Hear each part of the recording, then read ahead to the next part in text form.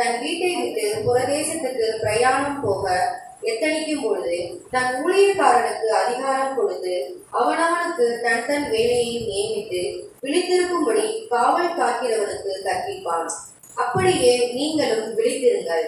ஏனெனில் வீட்டு எஜமான் சாயங்காலத்திலோ நடுராத்திரியிலோ சேவல் கூவும் நேரத்திலோ காலையிலோ எப்பொழுது வருவான் என்று நீங்கள் அறியீர்கள்.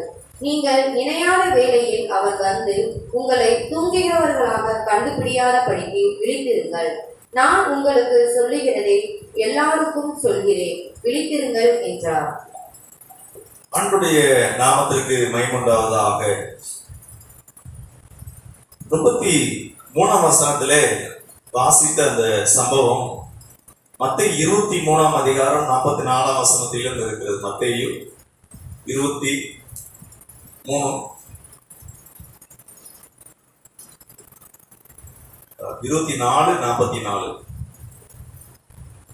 நீங்கள் நினையாத நாளிகையிலே மனுஷகுமாரன் வருவார், ஆதலால் நீங்களும் ஆயத்தமாயிருங்கள். கர்த்தருக்கு மகிமை உண்டாவதாக. அதே சம்பவத்தை இங்கும் எழுதப்பட்டிருக்கிறது. ஏற்ற வேளையில் தன் வேலைக்காரருக்கு போஜனம் கொடுத்து அவர்களை விசாரிக்கும்படி எஜமான் வைத்த உண்மையும் விவேகம் உள்ள ஊழியக்காரன் யாவன்.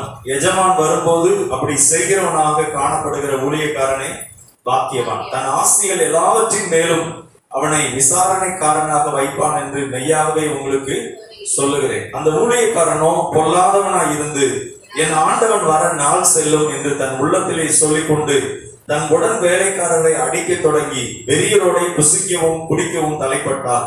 அந்த ஊழியக்காரன் நினையாத நாளிலும் அறியாத நாளிகையிலும் அவனுடைய எஜமான் வந்து அவனை கடினமாய் தண்டித்து மாயக்காரரோட அவனுக்கு பங்கை நியமிப்பான். அங்கே அழுகையும் பற்கடிப்பும் உண்டாயிருக்கும். மார்க்கு 13 இந்த பகுதியும் ஒரே வேத பகுதி. சரி, இப்போ இங்கு மார்க் 13:33 வசனத்திலே அக்காலத்தை நீங்கள் அறியாதபடியால் எச்சரிக்கையாயிருங்கள். அல்லேலூயா. எந்த காலத்தை அறியாதபடி? ஆண்டவருடைய அந்த வருகையை குறித்து சொல்லப்பட்டிருக்கிறது. ஆண்டவருடைய வருகை எப்ப வருவார் என்பது யாருக்கும் தெரியாது. நினையாத நாளிகையிலே அவர் வருவார். அதனால இந்த இடத்துல சொல்லப்பட்டிருக்கு, விழித்திருங்கள். விழித்திருங்கள்னா தூங்காம விழித்திருக்கிறது இல்ல. அதனுடைய இது என்னன்னா ஜாக்கிரதையா இருங்க. 2 விதமா நம்ம பைபிளை படிக்கலாம். பைபிள்ல ஒரே வசனத்தையே என்ன செய்யலாம், ஒரு மாசத்துக்கு தியானிக்கலாம். அதை உற்று கவனித்து நம்ம ஒரு மாசத்துக்கு கூட, அல்லது ஒரு வசனத்தை நம்ம ஒரு நாள் ஃபுல்லா தியானமா இருக்கலாம். அதே இது ஒரு புஸ்தகம் முழுவதையும் ஒரு நாள்ல வாசிக்கலாம். மத்தேயு புஸ்தகம் முழுவதும், கொலைசீரி புஸ்தகம், அப்படி அது என்னன்னா முழுவதுமா டேன் பண்றது பிரியமானவர்களே. அப்போ இந்த மார்க் 13ஆம் அதிகாரத்தை நாம் தியானிக்கிற வேளையில இதுக்கு அந்த கம்பேர் பண்ற அந்த பகுதி 24வது மத்தேயு 24ல நிறைய பகுதிகளை நம்ம அப்படி தியானிக்க போகிறோம். ஒரு 4 காரியங்களை இன்றைக்கு தியானிக்க இருக்கிறோம். அதுல ஆண்டவர் இயேசு 2 விதமான காரியங்களை சொல்லிக்கிட்டே இருப்பாரு. நல்ல ஊழியக்காரன், பொல்லாத ஊழியக்காரன். சொல்லுங்க, நல்ல ஊழியக்காரன், பொல்லாத ஊழியக்காரன். 2 பேரை சொல்றாரு. அடுத்து புத்தியுள்ள கன்னிகைகள், புத்தி இல்லாத கன்னிகைகள். அடுத்து இன்னும் சொல்லப்பட்டிருக்கிறது வெள்ளாடு செம்மறியாடு, இப்படி சொல்லப்பட்டிருக்கிறது. பிரியமானவர்களே, இங்கு ஆண்டவர் சொல்ற அந்த ஒரு ஜாக்கிரதை, விழித்திருங்கள் அப்படிங்கிற இந்த காரியம் 32ஆம் வசனத்துல அந்த நாளையும் அந்த நாளிகையும் பிதா ஒருவர் தவிர மற்றொருவனும் அறியான், பரலோகத்தில் உள்ள தூதர்களும் அறியார்கள், குமாரனும் அறியார். அக்காலத்தை நீங்கள் அறியாதபடியா எச்சரிக்கையார்கள், விழித்திருந்து ஜெபம் பண்ணுங்கள். அப்போ அவரே அறியலேன்னு சொல்றாரு. அப்படின்னா என்ன அப்படின்னா, இவர் மனுஷகுமாரனாகவும் இருக்கிறாரு, தேவனுடைய குமாரனாகவும் இருக்கிறார். அதை குறித்து நாம் தியானித்தோம். அவர் தேவனுடைய ரூபமாய் இருந்தும் தேவனுக்கு சமமாய் இருப்பதை கொள்ளையாடின பொருளாக எண்ணாமல் தம்மை தாமை வெறுமையாக்கி அடிமையும் ரூபம் எடுத்து, அப்ப அவர் மனுஷ சாயல்ல அந்த காரியத்தை சொல்றாரு. அதே நேரத்துல அவர் தேவனாகவும் இருக்கிறார். அல்லேலூயா. ஆண்டவருக்கு மகிமை உண்டாகட்டும். அப்ப அந்த வருகை என்பது அதை குறித்த முக்கியத்துவத்தை சொல்லுகிறார். இங்கு நாம் வாசிக்கிறோம் 34ஆம் வசனத்துல ஒரு பெரிய எஸ்டேட் தொழிலதிபர், நிறைய எஸ்டேட் இருக்கு, பல கோடிக்கு அதிபதி. இவர் என்ன செய்தாரா, ஒரு மனுஷன் தன் வீட்டை விட்டு புறதேசத்துக்கு பிரயாணம் போக எத்தனிக்கும் போது அப்படின்னு நாம் இங்க வாசிக்கிறோம். தன் ஊழியக்காரருக்கு அதிகாரம் கொடுத்து அவனவனுக்கு, அப்ப அவருக்கு தெரியும் யாருக்கு என்னென்ன திறமை இருக்கு அப்படிங்கிறத அறிஞ்சு அவங்களுக்குன்னு அந்த உத்தரவாதம் கொடுக்கிறார், என்னென்ன காரியங்களை செய்யுங்க அப்படின்னு. அவனவனுக்கு தன் தன் வேலையையும், சொல்லுங்க, அவனவனுக்கு தன் தன் வேலையும் நியமித்து விழித்திருக்கும்படிக்கு காவல் காக்கிறவனுக்கு கற்பிப்பான். சரி, இது இந்த வேதத்தின் பகுதியை ஒத்த அந்த பகுதியை எடுத்துக்கொள்ளலாம். மத்தேயு 24:44.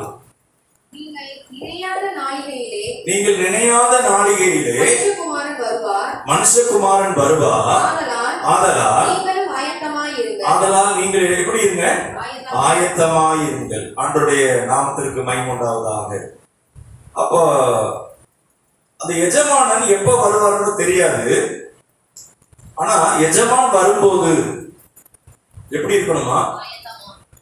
உண்மையும் விவேகம் உள்ள ஒரு ஊழியக்காரனா, சொல்லுங்க, உண்மையும் விவேகம் உள்ள ஊழியக்காரன். அல்லேலூயா. ஒரு உண்மையான ஊழியம், ஊழியம்னா சர்வன்ட். இன்னும் சொல்ல போனா கொடுக்கப்பட்ட அந்த பகுதியில இங்க வேலைக்காரன் அப்படின்னு சொல்லப்பட்டிருக்கு. வேலைக்காரன்னா அடிமைகள்லயே நல்ல செல்வாக்குள்ள அடிமைகள். அந்த நாட்கள்ல அடிமை முறையில் இருந்தது. அடிமையா இருக்கிறதுலே நல்ல வசதியா இருக்கிறவங்க, எஜமானுக்கு ரொம்ப ஃபேவரா இருக்கிறவங்க, அவங்க கையில இங்கு எஜமானர் என்ன செய்யறாரா, அங்கு கொடுக்கிறார். என்ன கொடுக்கிறாருன்னா, மத்தேயு அந்த ஒரு பொறுப்புகளை கொடுக்கிறார். கொடுக்கிறப்ப அந்த எஜமானனுக்கு உத்தமமானவன், உண்மையா இருக்கிறவன் பாக்கியவான். சொல்லுங்களேன், உண்மையா இருக்கிறவன் பாக்கியவான். அல்லேலூயா. ஆனா பொல்லாதவன் என்ன செய்யப்படுறான்? அவன் கண்டுபிடிக்கப்படுறான். எஜமானன் எப்ப வேணாலும் வருவாரு அப்படின்னு சொல்லி அவன் இஷ்டம் போல வாழ தொடங்குகிறான், இஷ்டம் போல அவன் வாழுகிறான். ஆனா எஜமானன் வர்ற நேரம் யாருக்குமே என்ன செய்யாது, தெரியாது. அவர் வரும்போது அவன் பிடிபடுவான். அப்படி பிடிபடும் போது அவனை குறித்து சொல்லப்பட்டிருக்கு பொல்லாதவன், பொல்லாத ஊழியக்காரன் அப்படின்னு சொல்லப்பட்டிருக்கு. அவனுக்கு என்ன நடக்குமா?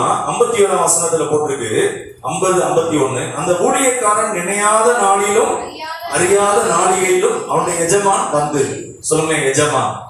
எஜமான் யாரு? இயேசு. அந்த ஊழியக்காரன் யாரு? நம்ம தான். அல்லேலூயா. அது மாத்திரமல்ல, நினையாத நாளிலும் அறியாத நாளிகையிலும் அவனுடைய எஜமான் வந்து அவனை கடினமாய் தண்டித்து அடுத்து சொல்லப்பட்டிருக்கு, அவனுக்கு மாயக்காரருடைய அவனுக்கு பங்கை நியமிப்பான். அங்கே அழுகையும் பற்கடிப்பும் உண்டாயிருக்கும். சொல்லுங்களேன், அழுகையும் பற்கடிப்பும். அப்போ அது ரொம்ப வேதனையான இடம்.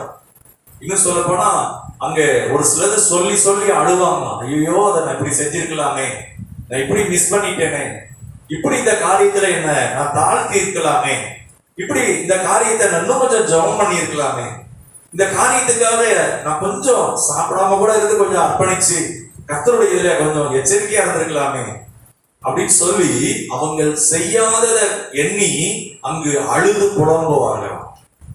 சொல்லுங்களேன், அழுது புலம்புவார்கள். அழுகையும் பற்கடிப்பும். அங்க ஃபுல்லாவே அழுகையின் சத்தம் கேட்குமா? அது வேதனையான இடம். அங்கு சொல்லப்பட்டிருக்கிறது, அங்கே அழுகையும் பற்கடிப்பும் உண்டாயிருக்கும். அது ஒரு வேதனையான இடம். அந்த இடத்துல அப்படி சொல்லி சொல்லி அழுவாங்க. ஐயோ, இதை நான் செய்யாம விட்டுட்டேன், இதை நான் சரியா செஞ்சிருக்கலாமே, நான் இன்னும் கொஞ்சம் பரிசுத்தமா இருந்திருக்கலாமே, இன்னும் கொஞ்சம் என்ன அர்ப்பணிச்சிருக்கலாமே, ஆண்டவர் எனக்கு எவ்வளவு நன்மை செஞ்சார், அதை மறந்துட்டேனே அப்படின்னு சொல்லி அங்கு புலம்புவார்கள். யாரும் அங்கு விடுவிக்க வரமாட்டார்கள். அந்த காலம் முடிந்து போய்விடும். இதை சொல்லுகிறவர் யார் என்றால் இயேசு சொல்றார். ஆண்டவர் இயேசு சொல்றாருன்னா சீரியஸா அதை எடுத்துக்கணும், ரொம்ப ஜாக்கிரதையா எடுத்துக்கணும், ஆயத்தமா இருக்கணும்.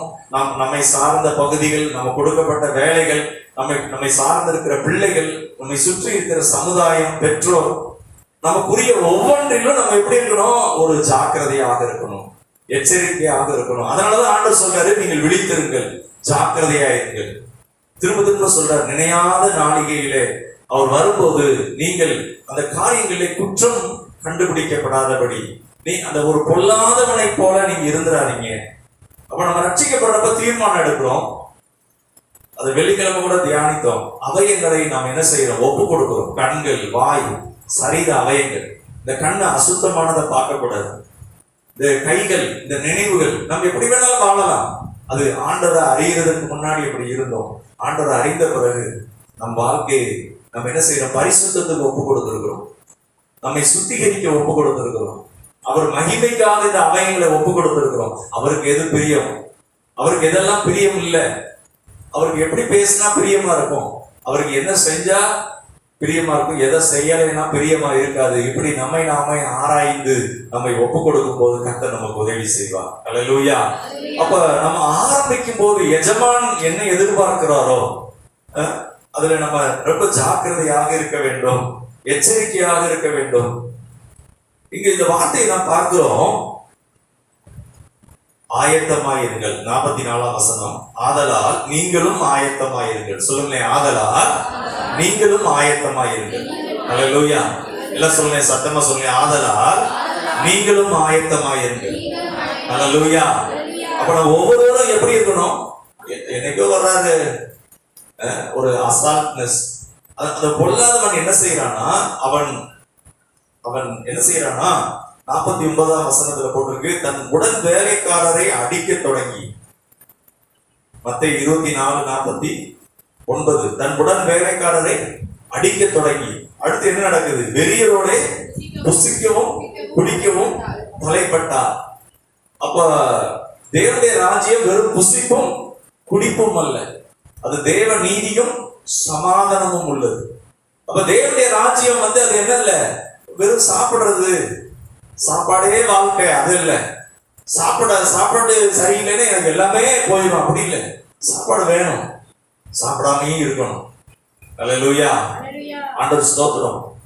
அதாவது புசிப்பும் குடிப்பும் அது மட்டுமே வாழ்க்கை இல்லை, தேவ நீதி, அதுக்காக நேரம் எடுத்துக்கொள்ளணும்.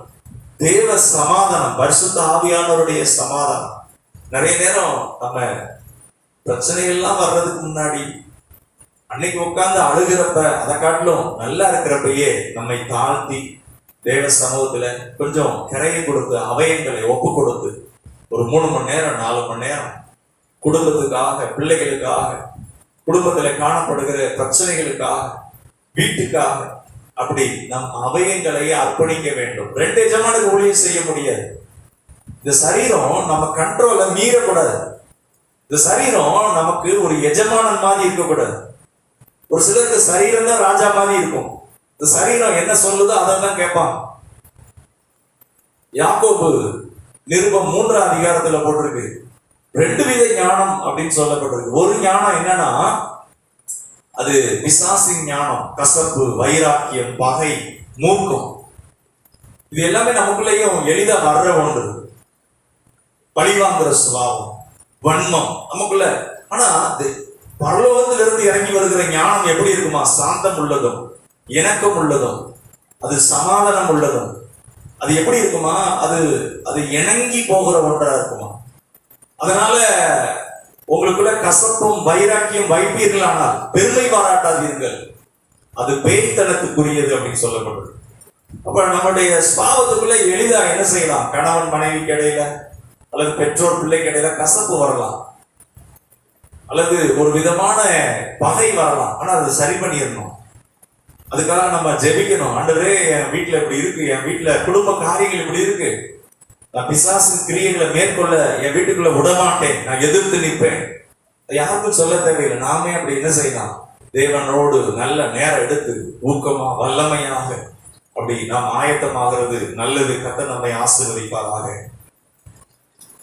51ஆம் வசனம், அவனை கடினமாய் தண்டித்து மாயக்காரருடைய அவனுக்கு பங்கை நியமிப்பான், அங்கே அழுகையும் தற்கடிப்பும் உண்டாயிருக்கும். அல்லேலூயா.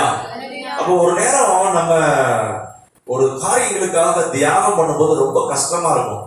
சரீரம் ரொம்ப சஃபர் ஆகும், நம்மளோட மனதை ஒருமுகப்படுத்தி அது குடும்பமா ஆண்டவருடைய இதை தேடும் போது கஷ்டமா தான் இருக்கும், ஆனா பலன் நல்லா இருக்கும். ஏசாயா 40 அதிகாரத்துல போட்டிருக்கு, கர்த்தருக்கு காத்திருக்கிறவர்களோ புது பலன் அடைந்து கழுகுகளை போல சட்டைகள் அடித்து என்ன செய்வாங்களாம், உயரை எழுப்புவார்கள். ஹல்லேலூயா சொல்லுங்களேன். கர்த்தருக்கு காத்திருக்கிறவர்களோ, ஹல்லேலூயா. எத்தனை பேர் நீங்க காத்திருக்கிறீங்களோ கர்த்தர் உங்களுக்கு ஒரு பெரிய மேலே எழுதத்தக்கதான ஒரு வல்லமையை கொடுப்பார். ஹல்லேலூயா. ஒரு நாளைக்கு 10 மணி நேரம் வேலை பார்க்கலாம், ஒரு வேலை எங்கேயாவது ஒர்க் பண்ணலாம், உங்க வேலையே 10 மணி நேரம் இருக்கலாம். ஆனா தேவ சமூகத்துல ஒரு 8 மணி நேரம் 10 மணி நேரம் கர்த்தரோடு காத்திருந்து, ஆண்டவரே என்னுடைய காரியம் இப்படி இருக்குப்பா, என்னென்னது இருக்கு, எனக்காக நீங்க யுத்தம் பண்ணுவீங்க, உங்களுடைய வார்த்தை நான் விசுவாசிக்கிறேன் அப்படின்னு சொல்லி கர்த்தருக்கு முன்பாக நம்மை தாழ்மைப்படுத்தும் போது, கணவன் மனைவியாக அல்லது நீங்க தான் இருக்கிறீங்க, நீங்க மட்டும்தான் அதை சர்வை பண்றீங்க, நீங்களா அப்படி தீர்மானம் எடுக்கும் போது கர்த்தர் உங்களுக்காக இறங்கி வருவார். ஹல்லேலூயா. கர்த்தர் உங்களுக்காக யாவையும் செய்து முடிப்பார். ஹல்லேலூயா. அப்ப நம்ம இப்படி ஜெபிக்கும் போது கர்த்தரே உங்களுக்காக செய்ய ஆரம்பிப்பார். நம்மளா செஞ்சோம்னு வச்சுக்கோங்களேன், அங்கு தேவ கிருபை வெளிப்படாது. நமக்காக அவர் ஆயத்தமா இருக்கிறாரு, அது கொஞ்சம் அந்த பழக்கம் கஷ்டமா இருக்கலாம், ஆனா பெரிய பலனை கொண்டு வரும். ஹல்லேலூயா. கர்த்தருக்கு ஸ்தோத்திரம். சார், இப்போ மத்தேயு 25 அதிகாரம், மத்தேயு 25 இப்ப அடுத்த ஒரு பகுதி எல்லாரும் கவனிக்கலாம். மத்தேயு 25. அப்பொழுது பரலோக ராஜ்யம் தங்கள் தீவட்டிகளை பிடித்துக் கொண்டு மணவாளனுக்கு எதிர்கொண்டு போக புறப்பட்ட 10 கன்னிகைகளுக்கு ஒப்பாயிருக்கும். எல்லாம் சொன்னேன், 5 புத்தியுள்ள கன்னிகை, 5 புத்தி இல்லாத கன்னிகை. ஹல்லேலூயா. 5 பேர் எப்படிப்பட்டவங்க சொல்லுங்களேன், புத்தி உள்ளவங்க, 5 பேர் புத்தி இல்லாதவங்க. சரி, இப்போ மாப்பிள்ளைக்கு அந்த மணப்பெண் இருக்காங்க பாத்தீங்களா, மணப்பெண்ண அத அவங்களுக்கு மணப்பெண் வரப்போறாங்க, திருமணம் நடக்க போகுது. ஆனா திருமணம் நடக்கிறதுக்கு முன்னாடி மணப்பெண்ணுக்காக அந்த மணவாளன் இருக்காரு பாருங்க, மணவாளனுக்கு அவரை தூரத்துல வரும்போதே அவரை கூட கூட்டிட்டு போய் அந்த திருமண வீட்டுக்குள்ள பிரவேசிக்கிறது. இந்த யூதர்களுடைய கலாச்சாரத்தின்படி அந்த மணமகன் ரொம்ப முக்கியப்படுத்தி, அதுவும் இந்த திருமணத்துல இந்த திருமண வைபவம் என்பது, அது மாப்பிள்ளைக்கு கூட போறது என்பது ரொம்ப சந்தோஷமா இருக்கும். அவங்களுக்கு ஒரு தனி மரியாதை இருக்கும். ஒருவேளை ஒரு ஒரு சேர் மாதிரி ஒரு வண்டி இருக்குன்னா அந்த மாப்பிள்ளைக்கு கூட போறவங்களுக்கு அந்த மரியாதை கிடைக்கும். ஏன்னா மாப்பிள்ளை கூடயே பக்கத்துல இருப்பாங்க பாருங்க. அப்ப இந்த 10 கன்னிகைகளும் அவங்களுக்கு சொல்லப்படுது. என்ன சொல்லப்படுதுன்னா, அந்த மணமகன் மணவாளன் வரும்போது நீங்க எப்படி இருக்கணும், ஆயத்தமாய் இருக்கணும். சொல்லுங்க, ஆயத்தமாய் இருக்கணும். ஆண்டவருடைய வருகையை குறித்து ஆண்டவர் சொல்றார், இதுவும் இயேசுதான் சொல்றார். திரும்ப சொல்லுங்களேன், ஆயத்தமாய் இருக்கவும். ஹல்லேலூயா. அப்ப அந்த நாட்கள்ல இன்னைக்கு இருக்கிற போன், டெலிபோன், கொஞ்ச நாளுக்கு முன்னாடி வீட்டுல டெலிபோன் இருந்தா பெரிய விஷயம். டெலிபோன் வச்சிருந்தாங்கன்னா அதை வாங்குறதுக்கு என்ன செய்வாங்க, அங்க பிஎஸ்என்எல் ஆபீஸ் அங்க போய் யார்ட்டையாவது ரெக்கமெண்டேஷன் பண்ணி எங்களுக்கு ஒரு போன் வேணுங்க அப்படிமா. போன் இருந்தாலே அந்த வீடு வசதியான வீடுன்னு அர்த்தம். போன் அவ்வளவு டிமாண்டா இருந்த காலம். ஆனா இப்ப இன்னைக்கு ஆண்ட்ராய்ட் போன் வந்துச்சு. ஆனா அன்னைக்கு இந்த போனே இல்லாத நாட்கள்ல அவங்க அந்த டிராவல் பண்ணி வர்ற காலங்கள் முன்ன பின்ன ஆகலாம். அப்ப திடீர்னு அந்த மணவாளன் வரும்போது எப்ப வர்றாங்கன்னு சொல்ல முடியாது. ஆனா எப்ப வருவார்னா ராத்திரியில வருவாரு. அவர் வரும்போது ஆயத்தமாய் இருக்க வேண்டும். சொல்லுங்க, ஆயத்தமாய் இருக்க வேண்டும். இப்ப இவங்களுக்கு அந்த வேலை கொடுக்கப்பட்டிருக்கு. மணவாளனை அழைத்து கொண்டு போய் அந்த வீட்டுக்குள்ள அவங்க என்ன செய்யணும், உள்ள விடணும். ஆனா போகும்போது கையில எதோட போகணும்னா தீவெட்டியோட போகணும். அந்த தீவெட்டி அது வெளிச்சத்திற்கு அடையாளமா இருக்கு. இன்னைக்கு இருக்கிற மாதிரி லைட் எல்லாம் கிடையாது. இன்னைக்கு இருக்கிற எல்லா தெருவுலயும் என்ன செய்யறாங்க, கவர்மெண்ட் லைட் போட்டிருக்காங்க, நைட்டு எல்லாம் எரியுது, காலையில ஆஃப் பண்ணிடுறாங்க. ஒரு டூ வீலர்ல கூட முன்னாடி லைட்டு தான் முன்னாடி இருக்கும். இருட்டுல வெளிச்சத்துல எல்லா இடத்துலயும் ஒரு வண்டி வருதுன்னு தெரியும். ஆனா அன்னைக்கு என்னன்னா அந்த தீவெட்டி. அப்ப இந்த புத்தி உள்ளவங்க என்ன செய்யறாங்க, தீவெட்டியோடு கூட அது எண்ணெயையும் ஆயத்தப்படுத்தி கொண்டு வர்றாங்க. இப்ப மணவாளன் வர தாமதமாகுது. எப்ப வருவாருன்னு தெரியாது. சொல்லுங்க, எப்ப வருவாருன்னு தெரியாது. சொல்லுங்க, எப்ப வருவாருன்னு தெரியாது. ஹல்லேலூயா. பேதுருவிட்ட ஆண்டவர் சொல்றாரு, சோதனைக்குள் அகப்படாதபடி விழித்திருந்து ஜெபம் பண்ணும். நீ ஜெபம் பண்ணலைன்னா ஒரு சோதனைக்காரன் வருவான். வந்தானா அவன் என்ன செய்வான்? உனக்கு சோதனையாரு. அதனால இயேசு சொன்னார், நீ விழித்திருந்து என்ன செய்ய? ஜெபம் பண்ணு. ஹல்லேலூயா. அப்ப நம்ம விழித்து இல்லைன்னா நம்மளே என்ன செய்யறோம்? சோதனைக்குள்ள போயிடுவோம். சோதனைக்குள்ள போனா அப்புறம் அதே பெரிய பிரச்சனையா இருக்கும். நல்லா இருக்கிற நேரங்கள், நம்ம கண்ணு, நினைவு, கைகள், ஒவ்வொரு அவயங்களும் நம்ம நேரத்தை ஆண்டவர் கொடுத்திருக்கிறார், ஃப்ரீடம் கொடுத்திருக்கிறார். நம்ம என்ன செய்யணும்? ஒருவேளை வீட்டுல டிவி, ரொம்ப நேரம் டிவினா டிவி ஆஃப் பண்ணணும். செல்போன் கண்ட்ரோல் இல்லாம செல்போனே அடிமையா இருக்கிறோம். செல்போனை நம்ம கையை விட்டு தூரமா டிஸ்டன்ஸ் பண்ணணும். தேவனோடு செலவு பண்ணணும். அதுக்கு நமக்கும் ஆண்டவருக்கு இடையில வேற எதுவும் உள்ள வரக்கூடாது. அப்படி வருமானால் சோதனைக்குள்ள போய் சிக்கிக் கொள்வோம். பிசாசு யாரை விழுங்கலாமோ என்று அவன் என்ன செய்யறான்? உடைமைகளை கொள்ளையாட, குடும்பத்தை சிதறடிக்க, மனுஷனை அழிக்க வருகிறான். அவன் வேற ஒன்றுக்கு வரான். அப்ப நம்ம அதுக்கு இடம் கொடுத்துடக்கூடாது. அப்ப இந்த புத்தியுள்ள கன்னிகை என்ன செய்யறாங்க? தீவெட்டி வச்சிருக்கிறாங்க, எண்ணெயையும் வைத்திருக்கிறாங்க. சொல்லுங்க, தீவெட்டியோடு கூட எண்ணெயும் வைத்திருக்கிறாங்க. சொல்லுங்க, எண்ணெய். ஹல்லேலூயா.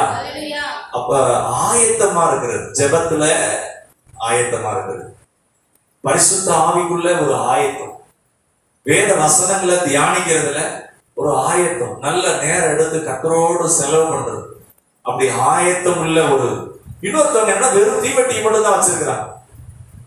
இப்ப நேரம் சொன்னா தூங்கிட்டாங்க.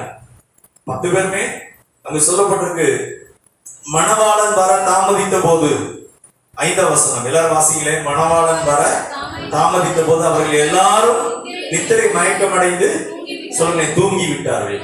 நேரம் ஆச்சு, ரொம்ப நேரம் ஆச்சுன்னா எல்லாரும் தூங்கிட்டாங்க, தூங்கி விட்டார்கள். 6ஆம் வசனம், நடுராத்திரியிலே இதோ மணவாளன் வருகிறார். சொல்லுங்க, நடுராத்திரியிலே. ஹல்லேலூயா. நடுராத்திரினா என்னது? ஆயத்தமா இருக்கிறவங்களும் தூங்குறாங்க, ஆயத்தமா இல்லாதவங்களும் தூங்குறாங்க. ஆனா 2 பேருக்கு ஒரு டிஃபரெண்ட் இருக்கு. இவங்க அந்த மணவாளனுக்கு வெறும் தீவெட்டியை மட்டும் தான் எடுத்துட்டு போயிருக்கிறாங்க, ஒரு புத்தி இல்லாதவங்க. ஆனா புத்தி உள்ளவங்க என்ன செஞ்சிருக்கிறாங்க? தீவெட்டியோடு கூட எண்ணெய். சொல்லுங்க, தீவெட்டியோடு கூட எண்ணெய். ஹல்லேலூயா. பாட்டு பாடணும், என் கை மீறி போனதெல்லாம் ஆண்டவரே என்னால முடியலப்பா, ஆனா உம்மால ஆகும். அதான் அதான் அந்த எண்ணெய். ஹல்லேலூயா. ஆண்டவரே ஸ்தோத்திரம்ப்பா, நான் பரிந்துரையே பண்ணல, ஆனா எனக்காக நீங்க எதையோ ஒண்ணு செய்து கொண்டிருக்கிறீங்க. ஹல்லேலூயா. என்ன நான் ஒரு பொருட்டாவே நினைக்கல, மத்தவங்களும் அப்படி நினைக்கிறாங்க, ஆனா என்ன நீங்க ஒரு பொருட்டா நினைக்கிறீங்க. ஹல்லேலூயா. அப்போ நேரம் எடுத்து தேவனுடைய அந்த கிருபையில அதிகம், ஆண்டவரே ஸ்தோத்திரம்ப்பா, நீங்க எனக்கு கொடுத்த பிள்ளைகள், நீங்க எனக்கு கொடுத்த கணவன், நீங்க எனக்கு கொடுத்த மனைவி, ஆண்டவரே ஸ்தோத்திரமாப்பா அப்படின்னு ஆண்டவரை முன்னிட்டு அந்த கிருபையை நிரப்பி நிரப்பி ஸ்தோத்திரம் பண்ணும் போது, ஆயத்தமாகும் போது கர்த்தர் மகிமைப்படுவார். ஹல்லேலூயா. உங்க வீட்டுக்குள்ள மணவாளன் ராஜாதி ராஜா உலாவி வருவார். அவர் வரும்போது எல்லா குறையும் போய்விடும், எல்லா தீமைகளும் அகன்று விடும். உங்க வீட்டுக்குள்ள இருக்கிற அழுகையும் கூக்குரலும் வேதனையும் இல்லாமல் போய்விடும். ஹல்லேலூயா. அப்ப புத்தி உள்ளவங்க, புத்தி இல்லாதவங்க, சொல்லுங்களேன், மணவாளன் வர தாமதித்த போது. ஹல்லேலூயா. ஸ்தோத்திரம். ஆண்டவருக்கு மகிமை உண்டாகட்டும். இங்க தாமதித்த போது அப்படின்னு சொல்லப்பட்டிருக்கு. இங்க நாம் வாசிக்கிறோம், நடுராத்திரியிலே இதோ மணவாளன் வருகிறார். நடுராத்திரியிலே இதோ மணவாளன் வருகிறார். அடுத்த வசனம், அப்பொழுது அந்த கன்னிகைகள் எல்லாரும் எழுந்திருந்து தங்கள் தீவெட்டிகளை சத்தமா சொல்லுங்க ஆயத்தப்படுத்தினார். ஆயத்தப்படுத்துறாங்க. 2 பேருமே ஆயத்தப்படுத்துறாங்க, புத்தி இல்லவங்களும் புத்தி இல்லாதவங்களும். இப்ப என்ன நடக்குது அப்படின்னா, சொல்லுங்களேன், ஆயத்தப்படுத்தினார்கள். சத்தமா சொல்லுங்க. ஹல்லேலூயா. பக்கத்துல யாராவது தூங்கிட்டு இருந்தாங்க, கொஞ்சம் தட்டி எழுப்பி ஆயத்தமா இருங்க அப்படின்னு சொல்லி. ஹல்லேலூயா. ஏன்னா நம்ம கொஞ்ச நேரம் தான் கேட்கிறோம், இதுல நம்ம ஆயத்தமாயிட்டாவே பிசாசு வெட்கப்பட்டு போயிடும். நீங்க கொஞ்சம் அப்படி எழுமணிங்கன்னா போதும், ஞானியோட சஞ்சரிக்கிறவன் ஞானம் அடைவான். அப்ப கர்த்தருடைய ஞானம் உங்களுக்கு இப்ப கிடைக்கிற நேரம் கொஞ்சம் அப்படி ஆயத்தமா இருந்து பெற்றுக்கொள்ளுங்க, அது மகிமையா இருக்கும். சரி, அடுத்ததாக அங்க சொல்லப்பட்டிருக்கு, அப்பொழுது அந்த கன்னிகைகள் எல்லாரும் எழுந்திருந்து தங்கள் தீவட்டிகளை ஆயத்தப்படுத்தினார்கள். எல்லாம் சத்தமா சொல்லுங்களேன், ஆயத்தப்படுத்தினார்கள். புத்தி இல்லாதவர்கள் புத்தி உள்ளவர்களை நோக்கி, உங்கள் எண்ணெயில் எங்களுக்கு கொஞ்சம் கொடுங்கள், எங்கள் தீவட்டிகள் அணைந்து போகிறதே என்றார்கள். புத்தி உள்ளவர்கள் பிரதியுத்தரமாக, அப்படி அல்ல, எங்களுக்கும் உங்களுக்கும் போதாமல் இராதபடி நீங்கள் விற்கிற இடத்தில் போய் உங்களுக்காக வாங்கி கொள்ளுங்கள் என்றார்கள். அப்படியே அவர்கள் வாங்க போன போது மணவாளன் வந்து விட்டார். எல்லாம் சொல்லுங்களேன், மணவாளன் வந்து விட்டார். அல்லேலூயா. வாங்க போன போது அன்பானவர்களே, உங்க குடும்பத்துக்காக, உங்க பிள்ளைகளுக்காக நீங்க ஆயத்தமா இருக்கணும். தேவ மகிமை உங்க வீட்டு மேல விளங்கத்தக்கதாக நம்ம ஜாக்கிரதையா இருந்து குடும்பத்திற்காக தேவனுடைய நோக்கம் அந்த வீட்டுல நிறைவேறணும். தேவ வல்லமை நிறைவேறணும். ஆண்டவருடைய சித்தம் தான் நிறைவேறணும். என் வீட்டுக்குள்ள சாபம் வரக்கூடாது, என் வீட்டுக்குள்ள ஆசீர்வாதம் தான் இருக்கணும், என் வீட்டுக்குள்ள மரண காரியங்கள் வரக்கூடாது, என் தீமையானது உள்ள வரக்கூடாது அப்படின்னு சொல்லி அந்த டெசிஷனோடு கூட நல்ல ஊக்கமான ஒரு ஜெப ஆவி நமக்கு அவசியமா இருக்குது. அப்ப என்ன சொல்லிடுறாங்க, புத்தி உள்ளவங்க, நீங்க எங்களுக்கும் இல்லாம போயிடும், எங்க விளக்கம் அணைஞ்சிரும், நீங்க போய் வாங்கிட்டு வாங்க. 10ஆம் வசனம் எல்லாரும் வாசிக்கலாம். அப்படியே அவர்கள் வாங்க போன போது மணவாளன் வந்து விட்டார்.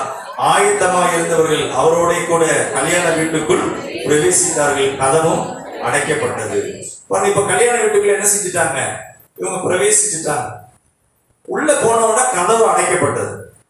உள்ள போனோட கதவு அடைக்கப்பட்டது. அடுத்த வசனம் சொல்லப்பட்டிருக்கு, பின்பு மற்ற கன்னிகைகளும் வந்து ஆண்டவரே ஆண்டவரே எங்களுக்கு திறக்க வேண்டும் என்றார்கள். அதற்கு அவர், உங்களை அறியேன் என்று மெய்யாகவே உங்களுக்கு சொல்லுகிறேன் என்றார். பாருங்க, ஆண்டவர் இயேசு நம்மளை பார்த்து உன்னை அறியேன் அப்படின்னு சொன்னா எப்படி இருக்கும்? நம்மளை பார்த்து உன்னை அறியேன் அப்படின்னா எப்படி இருக்கும்? ஆனா இந்த கன்னிகைகளும் ஆயத்தமா இருந்தவங்க தான், ஆனா எண்ணெய் இல்லாம போயிட்டாங்க. ஆயத்தத்துல ஒரு புத்தியா இல்லாம போயிட்டாங்க. கதவு அடைக்கப்பட்டது. அப்ப கூப்பிடுறாங்க, ஆண்டவரே ஆண்டவரே எங்களுக்கு திறக்க வேண்டும். அப்ப மணவாளன் அங்கு இயேசு சொல்றாரு, என்ன சொல்றாருன்னா, நான் உங்களை அறியேன். ஆண்டவருடைய வருகையின் நாளிலும் நம்ம கிறிஸ்தவங்கன்னு பேரா இருக்கலாம், ஆனா அதற்கு அவருக்கு ஏற்றபடி நாம் ஆயத்தமாக நம்முடைய அவயங்கள், நம்முடைய சரீரம் நம்மை ஜீவ பலியாக ஒப்பு கொடுத்து, நான் ரட்சிக்கப்படுறதுக்கு முன்னாடி இப்படி இருந்தேன், என்னுடைய நினைவுகள் அது சாபமானதா இருந்தது, அசுத்தமா இருந்தது, ஆண்டவர் மன்னிச்சார், கிருபையா ரட்சித்தார். இப்ப என் அவயங்களை அவருக்கு பரிசுத்தமாக என்னை சுத்திகரித்து அந்த கிருபைக்கு என் அவயங்களை நான் ஒப்பு கொடுக்கிறேன். ஏன்னா இந்த அவயங்கள்ல அவர் மகிமைப்பட போறார்.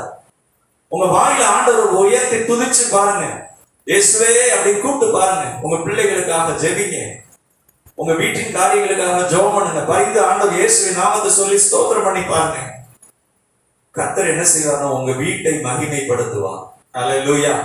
எந்த வீட்டுல ஜெபம் இருக்கோ, எந்த வீட்டுல கர்த்தரை தேடுறாங்களோ, அந்த வீட்டுல ஒரு நன்மையும் குறைபடாது. நீங்க ஜெபிக்கிற ஜெபம் எத்தனையோ தலைமுறையா இருந்த சாபங்கள் இல்லாமல் போய்விடும். நீங்க ஜெபிக்கும் போது உங்க வீட்டுக்குள்ள பிசாசு வச்சிருக்கிற அந்த பிளானே ஒண்ணும் இல்லாம ஆகிவிடும். ஏன்னா உங்களை கொண்டு கர்த்தர் மகத்தானதை செய்ய போற, அதுக்குதான் உங்களை ஆயத்தப்படுத்துற. அல்லேலூயா. ஏன் ஆண்டவர் இவ்வளவு ஒரு ஸ்ட்ரகிளா இருக்கு? ஏன் ஆண்டவர் ஒரு சில இதுல போராட்டமா இருக்கு? இல்ல, உங்களை கொண்டு தலைமுறைக்கு மகத்தானதை உங்களை கொண்டு செய்ய போறாரு. அது பிசாசுக்கு பிடிக்கல, கொஞ்சம் உங்களுக்கு ஸ்ட்ரகிளா இருக்கு. ஆனா சோர்ந்துடாதீங்க, உங்களோடு இருக்கிறவர் பெரியவர். அல்லேலூயா. உலகத்தில் இருக்கிறவனிலும் உங்களில் இருக்கிறவர் பெரிய. பிசாசு சொல்லுவான், என்ன பெரிய காரியத்தை செஞ்சுட்டேன், என்ன ஒண்ணும் பெருசா ஒண்ணும் நடக்கல அப்படின்னு போய் சொல்லுவான். இல்ல இல்ல, கர்த்தர் அதையெல்லாம் விளங்க பண்ண போறார். சீக்கிரமா அது நிறைவேற போகுது. அதுக்குதான் நேரம் ஆயத்தமாய் போகிறீங்க. கர்த்தர் மகிமைப்படுவதாக. அடுத்த வசனம் சொல்லப்பட்டிருக்கு, 12ஆம் வசனம். அதற்கு அவர், உங்களை அறியேன் என்று மெய்யாகவே உங்களுக்கு சொல்லுகிறேன் என்றார். மனுஷகுமாரன் வரும்போது நாளையாவது நாளையாவது நீங்கள் அறியாதிருக்கிறபடியா விழித்திருக்க. நில சொன்ன விழித்திருக்க. அல்லேலூயா. எத்தனை பேர் விழித்திருக்கிறீங்க? அல்லேலூயா. ஸ்தோத்திரம். அப்ப நமக்கு கொடுக்கப்பட்ட நேரங்கள், காலங்கள், அப்போ ஒரு நம்முடைய வீட்டுல கூட ஒரு சில குறைகள் இருக்கலாம். ஆனா உங்களோடு இருக்கிறவர் குறைகளை மாற்றுகிறவர், உங்களோடு இருக்கிறவர் கோணலை செவ்வையாக்குகிறவர், உங்களோடு இருக்கிறவர் அதிசயங்களை செய்கிறவர், உங்களோடு இருக்கிறவர் பரிசுத்தமாக்குகிறவர், உங்களோடு இருக்கிறவர் உங்களை கொண்டு உங்க வீட்டுக்குள்ள இருக்கிற எல்லா தீமையும் அகற்றுகிறவர். அல்லேலூயா. பவுல் அப்போஸ்தலர் போகிற இடங்கள் எல்லாம் திருச்சபை ஸ்தாபிக்கப்படுது. பவுல் அப்போஸ்தலர் எந்த இடத்துக்கு போறாரு அங்கெல்லாம் ரட்சிக்கப்படுறாங்க. காரணம் என்ன தெரியுமா? அவர் சொல்றாரு, அவரை அறிகிற அறிவின் மேன்மைக்காக. சொல்லுங்களேன், அவரை அறிகிற அறிவின் மேன்மைக்காக எல்லாவற்றையும் நஷ்டம் என்று எண்ணினேன், குப்பையுமாக என்றேன். எல்லாவற்றையும் எதற்காக? அவர் அறிகிற அறிவின் மேன்மைக்காக. அவர்கிட்ட ஒரு 3 நாள் கொடுத்தா 3 நாளும் அவர் அறிகிற அறிவு, அவர் அறிகிற அறிவு. அப்புறம் எங்கெல்லாம் போறாரா, போகிற இடங்கள் எல்லாம் அந்த இயேசுவின் நாமத்தினால அநேகர் ஆசீர்வதிக்கப்படுவாங்க, திருச்சபை உருவாகிறது. பவுல் அதான் சொல்றாரு, அவரை அறிகிற அறிவின் மேன்மைக்காக. அந்த கிறிஸ்துவின் அன்பு, கிறிஸ்துவினுடைய இரக்கம், கிறிஸ்துவின் வல்லமை, அந்த அவருக்குள்ள இருக்கிற அந்த மீட்பு, அந்த அதை அறிகிற அறிவு. இன்றைக்கு உங்களுக்குள்ள அப்படிப்பட்ட அறிவு பெருக வேண்டும். ஆண்டவர் உங்களுக்கு ஒரு சில காரியங்களை டைம் கொடுக்கிறாரா, நல்லா பலப்படுங்க, நல்ல ஆயத்தமாகுங்க. வேலை இல்லைன்னு நினைக்க வேண்டாம். ஒரு பெரிய வேலைக்கு கர்த்தர் என்ன செய்யறாரு? ஆயத்தப்படுத்துறார். ஹல்லேலூயா. அந்த வேலை என்ன தெரியுமா? அவரை அறிகிற அறிவின் மேன்மைக்காக. உங்களை கொண்டு கர்த்தர் அதை செய்ய போகிறார். உங்களை கொண்டு கர்த்தர் ஒரு பெரிய காரியங்களை உருவாக்குவதற்கு உங்களை ஆயத்தப்படுத்துறார். நீங்க தான் அந்த திறவுகோல், அந்த வீட்டுடைய சாவி, மெயினான பர்சன். உங்களை கொண்டு செய்ய போறார். இந்த வீட்டுக்கு ரொம்ப முக்கியம் என்னன்னா அந்த திறவுகோல், சாவி. கர்த்தர் உங்களை கொண்டுதான் அதை செய்ய விரும்புறார். So you are a key person. நீங்க முக்கியமான நபர். பழைய ஏற்பாட்டில் ஆண்டவர் சொல்றார், சகல ஜனங்களிலும், பூமியில் உள்ள சகல ஜனங்களிலும் நீங்கள் எனக்கு சொந்த சம்பத்தாய் இருப்பீர்கள்.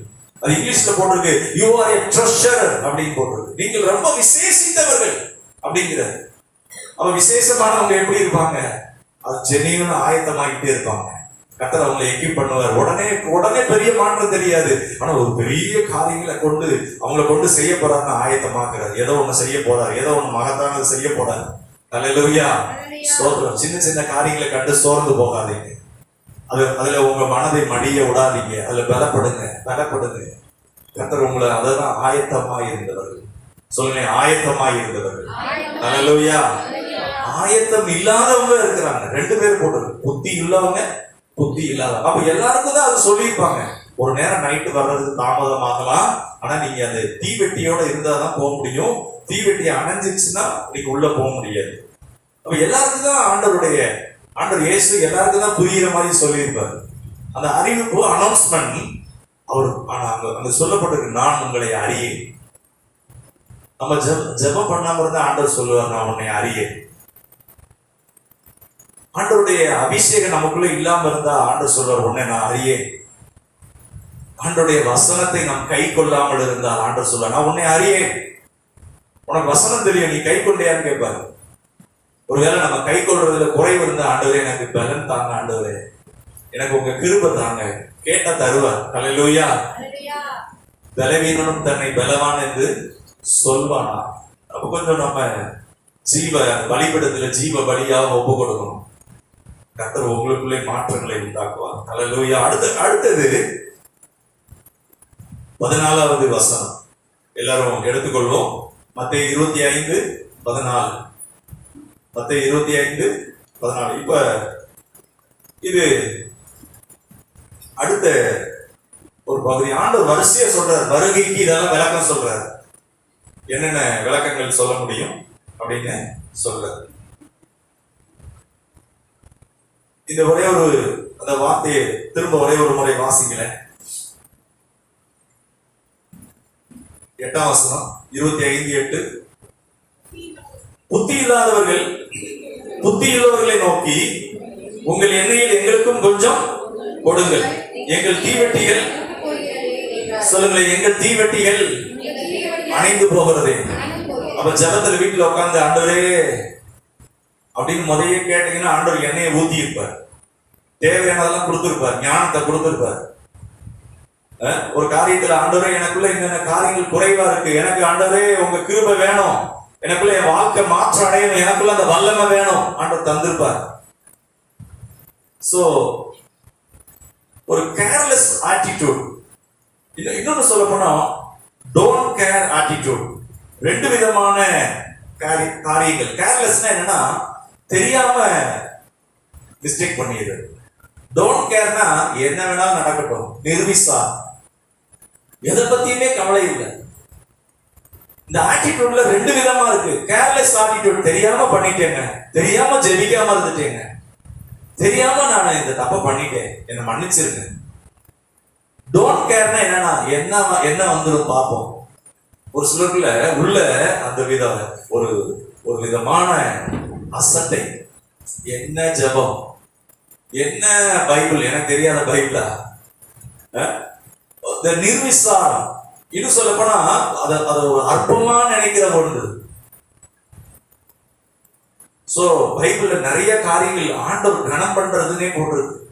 என்னை கனம் பண்ணுகிறவர்கள், பிள்ளைய வளர்க்கிறப்ப ஆண்டவரை கனம் பண்ணணும், குடும்ப வாழ்க்கை கர்த்தரை கனம் பண்ணணும், பெற்றோர் பிள்ளைக்கு இடையில உறவு பெற்றோரை கனம் பண்ணணும் கர்த்தருடைய வார்த்தையின்படி, மனைவி எப்படி நேசிக்கணும், கணவரை எப்படி கனம் பண்ணணும், கணவருக்கு எப்படி கீழ்ப்படியணும். சோ எல்லாமே அதுல என்ன போட்டோம்னா கர்த்தர் இப்படி விரும்புகிறார், கர்த்தர் இதை செய்ய விரும்புற, காணிக்கையில எப்படி கர்த்தரை கனம் பண்ணணும். நம்ம செய்ய வேலை பார்க்கிற இடத்துல மனுஷ பார்வைக்காக வேலை செய்யக்கூடாது, எதை செய்தாலும் உத்தமமா கர்த்தருக்கு என்று செய்யணும், கர்த்தர் அங்கே கனம் பண்ணுவா. சொல்லுங்க, அதாவது டோன்ட் கேர் ஆட்டிடியூட். டோன்ட் கேர்னா என்னன்னா என்ன ஏதாவது ஒரு பொருட்டா. ஒரு சிலருக்கு சரீரத்துல நம்ம எப்படி வாழலாம், என்ன வேணாலும் கெட்ட வார்த்தையே பேசலாம், என்ன அசுத்தமானது செஞ்சாலும் யார் என்ன கேட்க போறா, இல்ல ஆண்டவர் கணக்கு கேட்பார். கொடுக்கணும். ஆண்டவர் சொல்றார், உனக்கு கிருபையா ஜீவனை கொடுத்தேன், உனக்கு கிருபையா எல்லா ஆசீர்வாதத்தை கொடுத்தேன், செல்வத்தை கொடுத்தேன், எல்லா நன்மையும் கொடுத்தேன், அதை என்ன செஞ்ச கேட்பார். உனக்கு சம்பாதிக்கிறதுக்கு நல்ல ஆயுசு நாட்களை கொடுத்தேன், நான் சம்பாதிச்சேன் நீ சொல்றியா, நான் தான் செஞ்சேன் நீ சொல்றியா. ஆண்டவர் சொல்ற, நான் உன்னை கிருபையா ஆசீர்வதிச்சு வச்சிருந்தேன், கிருபையா உனக்கு ஜீவனை கொடுத்தேன். அப்ப நான் என்ன சொல்றேன், ஆண்டவர் நீங்க கொடுத்த கிருபை, அல்லேலூயா, நீங்க எனக்கு கொடுத்த ஜீவன், நீங்க எனக்கு கொடுத்த பிள்ளைகள், நீங்க எனக்கு கொடுத்த பிசினஸ். ஆண்டவரை கண்டு நம்மை உயர்த்தக்கூடாது. இந்த பாபில் கோபுரம்னா என்ன தெரியுமா, தங்களுக்கு பேர் உண்டாக, தங்களுக்காக ஒரு உயர்ந்ததை கட்டுறாங்க, தேவனே தேவையில்லைன்னு. இன்னைக்கு அதே பிசாசின் ஆவி, தேவனே தேவையில்லை. நம்ம மனம் திருப்பணும், கர்த்தருக்கு முன்பாக தாழ்மைப்படணும், கர்த்தர் நம்முடைய குறைகளை மன்னிப்பார், திரும்ப சரி பண்ணி கொடுப்பார். அல்லேலூயா. காணா ஒரு கல்யாண வீட்டுல அங்க குறைவாயிடுச்சு, ஆனா ஆண்டவர் அதை சரி பண்ணி கொடுத்துட்டாருங்க. நமக்கு குறைவு வர்றது தப்பு இல்லை, குறைவு வந்த உடனே இயேசு இடத்துல போறோமா, அவர்கிட்ட போறாங்க கரெக்டா. இன்னைக்கு நம்ம அவர்கிட்ட போகும்போது குறைவு எல்லாம் மாறி அதுக்கப்புறம் நிறைவா இருக்குது. அவர் எல்ஷடாய். சொல்லுங்க, எல்ஷடாய். அல்லேலூயா. போதுமானதற்கும் அதிகமானவர், குடும்ப வாழ்க்கைக்கு போதுமானதற்கும் அதிகமானவர், வீட்டுக்கு போதுமானதற்கும் அதிகமானவர், உங்களுடைய தனிப்பட்ட வாழ்க்கையிலே அவர் போதுமானதற்கும் அதிகமானவர். அல்லேலூயா. என்னென்ன குறைவு இருக்கோ பாட்டு பாடணும், என் கை மீறி போனதில்ல, உங்க கையை மீறி போயிடுச்சு, ஆனா அவருடைய கை அங்க வந்து உங்களை ஆசீர்வதிக்கும். அல்லேலூயா. தாவீது கோலியாத்தை அடிக்கிறப்ப என்ன சொல்லியிருப்பாருன்னா, ஆண்டவரே என் கை இல்லப்பா, இந்த கை உங்க கையா நினைச்சு இந்த கவனம் எடுக்கிறேன். அல்லேலூயா. நீங்க சின்ன வேலை செஞ்சா கூட, சின்ன காரியம் செஞ்சா கூட அதுல கர்த்தர் உங்களை மகிமைப்படுத்துவார். அல்லேலூயா. பைபிள்ல போட்டிருக்க, அடுப்பம் கடையிலே கிடந்தாலும், பெண்கள் அடுப்புல வேலை பார்க்கறாங்க. நீங்க அடுப்புல வேலை பார்க்கறதுனால அற்பமானவங்க இல்ல, ஆனா வெள்ளியினால் அலங்கரிக்கப்பட்ட புறாச்சரங்குகள். இந்த அடுப்பங்கடியில கிடக்கிறப்ப ஸ்தோத்திரத்தோடு சோத்திரம் ஆண்டவரே, என் குடும்பம், என் பிள்ளை ஆண்டவரே, என் வீடு, அப்பா, இங்க எல்லாம் உங்க பிரசன்னம் வேணும் ஐயா அப்படின்னு அதை அப்படியே சமைச்சு அந்த வேலையை செய்யறப்ப இயேசுவே இயேசுவேன்னு சொல்லி கூப்பிட்டுக்கிட்டே செய்யறாங்க பாருங்க. அந்த கர்த்தர் என்ன செய்வாராம், வெள்ளியினால் அலங்கரிக்கப்பட்ட புறாச்சரங்கு, கர்த்தர் அதை அலங்கரிச்சிருக்காங்க. அடுப்பங்கடி, அதுதானே அடுப்பங்கடை, இது என்ன கவர்மெண்ட் வேலையா, இல்ல இது பெரிய இந்த வேலையா, இல்ல அங்கேயும் கர்த்தர் அதை மகிமைப்படுத்துவாங்க. அல்லேலூயா. ஸ்தோத்திரம். யாக்கோபை பத்தி போட்டிருக்கு, அவன் ஒரு குணசாலியன். அவங்க பேரண்ட்ஸுக்கு, அவங்க அம்மாவுக்கு ரொம்ப பிரியமானவனா. அவன் வந்து ஒரு கூடாரவாசியும் ஒரு குணசாலியுமா இருந்தான். சொல்லுங்க, குணசாலி. சின்ன சின்ன வேலையை செஞ்சுக்கிட்டு அப்படியே ஸ்தோத்திரம், அதுல கூட கர்த்தர் கிருபையை கொடுக்கிறார். யாக்கோபை சிநேகித்தேன், ஏசாவை நான் என்ன செஞ்சேன், வெறுத்தேன் அப்படிங்கிறது. யாக்கோபு ஒரு எத்தனை குறைவான ஆள் தான், ஆனா கர்த்தர் கிருபை அவனை நிறைவாக்கியது. அல்லேலூயா, ஆண்டவருடைய நாமம் மகிமைப்படுவதாக. சொல்லுங்களேன், ஒரு சில முன்கூட்டியே எண்ணெய் அணைந்து விடும் என்று தங்கள் பாத்திரங்களில் எண்ணெயும் கொண்டு போனார்கள். அல்லேலூயா. நம்ம வாழ்க்கையில என்னால நான் எவ்வளவுதான் தவறுனால என்னால என் வாழ்க்கையில தோல்விதான் வரும். ஏசப்பா நீங்க எனக்கு வேணும், அந்த இடத்துல நீங்க வந்துடணும் அப்படின்னு நீங்க ஜெபம் பண்ணிட்டீங்கன்னா அதாங்க என்ன. ஆண்டவரே நான் ரொம்ப எஃபர்ட் எடுப்பேன், ஆனா கடைசி பார்த்தா எல்லாம் தோத்து போயிடுவேன். எவனா ஒண்ணுமில்லாத கூட போயிடுறான், முன்னேறி போயிடுறான். ஆனா இப்ப நான் உங்களை தான் நம்பி இருக்கிறேன். அதுதான் அந்த எண்ணெயை குறிக்கிறது. அல்லேலூயா. சரி, அப்போ இந்த வேத பகுதி முடிஞ்சிருச்சு. அடுத்ததாக ஒரு சம்பவத்தை ஆண்டவர் சொல்றார். சீக்கிரமா அதோட நாம் வாசித்து முடிக்கலாம். மத்தேயு 25ஆம் அதிகாரம் 14ஆம் வசனம். அன்றியும் பரலோக ராஜ்யம் புறதேசத்துக்கு பிரயாணமாய் போகிற ஒரு மனுஷன் தன் ஊழியக்காரரை அழைத்து தன் ஆஸ்திகளை அவர்கள் வசமாய் ஒப்பு கொடுத்தது போல் இருக்கிறது. ஒரு பெரிய செல்வந்தர், ஒரு நிறைய எஸ்டேட் அதிபர், ஒரு பெரிய தொழிலதிபர், கோடிக்கணக்கான நகையும் ஆஸ்தியும் வச்சிருக்கிறார். அல்லேலூயா. சொல்லுங்களேன், பெரிய செல்வந்தர். அல்லேலூயா. இப்ப இவர் என்ன செய்யறாருன்னா, தன் ஆஸ்திகளை அவர்கள் வசமாய் ஒப்பு கொடுத்தது போல் இருக்கிறது. 15ஆம் வசனம் எல்லாரும் வாசிக்கலாம். அவனவனுடைய திறமைக்கு தக்கதாக ஒருவனிடத்தில் 5 தாலந்தும், ஒருவனிடத்தில் 2 தாலந்தும், ஒருவனிடத்தில் கொடுத்து உடனே பிரயாணப்பட்டு போனான். இந்த தாளந்து என்பது அது மதிப்பு என்ன சொல்றாங்கன்னா, ஒரு பெரிய செல்வந்தர் தாங்கிட்ட இருக்கிற கோடிக்கணக்கான அந்த பணத்துல அது மதிப்பு ஒரு தாளந்து அப்படின்னா ஒரு 50 லட்சம் ரூபாய்க்குரிய வேத பண்டிதர்கள் சொல்றாங்க. அப்ப 5 தாளந்துனா கிட்டத்தட்ட நியர்லி ஒரு 3 கோடி ரூபாய் இருக்குமா. 3 கோடி ரூபாய் இவங்களுக்கு இந்த வேலை, இந்த மனுஷன் 3 பேர் இருக்காங்க. 5 தாளந்து வாங்கினவங்க, 2 தாளந்து வாங்கினவங்க, 1 தாளந்து. இவங்களுக்கு எதுவுமே கிடையாது. சொல்லுங்க, எதுவுமே கிடையாது. ஆனா எஜமான் தான் கொடுக்கிறாரு. எதுவுமே இல்லாத போது இந்த தாளந்து அப்படின்னா திறமைங்கிறதுக்கு எடுத்துக்கொள்ள வேணாம். தாளந்து அப்படின்னா ஒரு பெரிய ஒரு தொழிலதிபர், ஒரு பெரிய கோடீஸ்வரர். நீங்க பாருங்க, பெரிய பெரிய செல்வந்தர்கள் என்ன செய்வாங்கன்னா, அந்த பணத்தை எதுலையாவது இன்வெஸ்ட் பண்ணிக்கிட்டே இருப்பாங்க. பெரிய பெரிய பிசினஸ்ல, ஒரு பிசினஸ்ல இன்வெஸ்ட் பண்ணுவாங்க, அடுத்து ஒரு நிலம் வந்தோம்னா அடுத்து இன்னொன்னுல இன்வெஸ்ட் பண்ணுவாங்க. அவங்க என்ன பண்ணுவாங்கன்னா, அந்த பணத்தை பெருக்கிக் கொண்டே இருப்பாங்க. எப்படி தொடர்ந்து அதை தக்க வைக்கிறதுங்கிறத அறிந்து கொண்டிருப்பாங்க. ஒரு கொரோனா நேரங்கள்ல கூட ஒரு ஆர்டிகிள் போட்டிருந்தாங்க. 3 ஆண்டு கொரோனா இருந்தது, இந்த கம்பெனி எல்லாம் இவ்வளவு கோடிகளை சம்பாதித்தார்கள். கொரோனா இருந்தாலும் அவங்க கம்பெனிக்கு ஃபெயில் ஆகல, அவங்க ப்ரொசீட் ஆகி போயிட்டே இருந்தது. ஆனா நிறைய கம்பெனி ஒண்ணும் இல்லாம போச்சு. காரணம் என்னன்னா, எதுல இன்வெஸ்ட் பண்ணா அதை பெருக்க முடியும் என்று அறிந்திருந்தவங்க. அப்ப இந்த எஜமானன் 5 தாளந்து கொடுத்திருக்கிறாரு. இங்க சொல்லப்பட்டிருக்கு 16ஆம் வசனத்துல, உடனே அதை கொண்டு போகிறான். உடனே கொண்டு போய் இந்த எஜமானன் ஒரு பிசினஸ் பண்றாரு. சொல்லுங்க, எஜமான் பிசினஸ் பண்றாரு. யாரு? இயேசு கிறிஸ்து. அல்லேலூயா. இயேசு கிறிஸ்து பிசினஸ் பண்ணுவாரு. அந்த பிசினஸ் ரொம்ப பர்ஃபெக்டா இருக்கும். அல்லேலூயா. உங்கள்கிட்ட கேட்பாரு, நீங்க அவர் நாம மகிமைக்காக.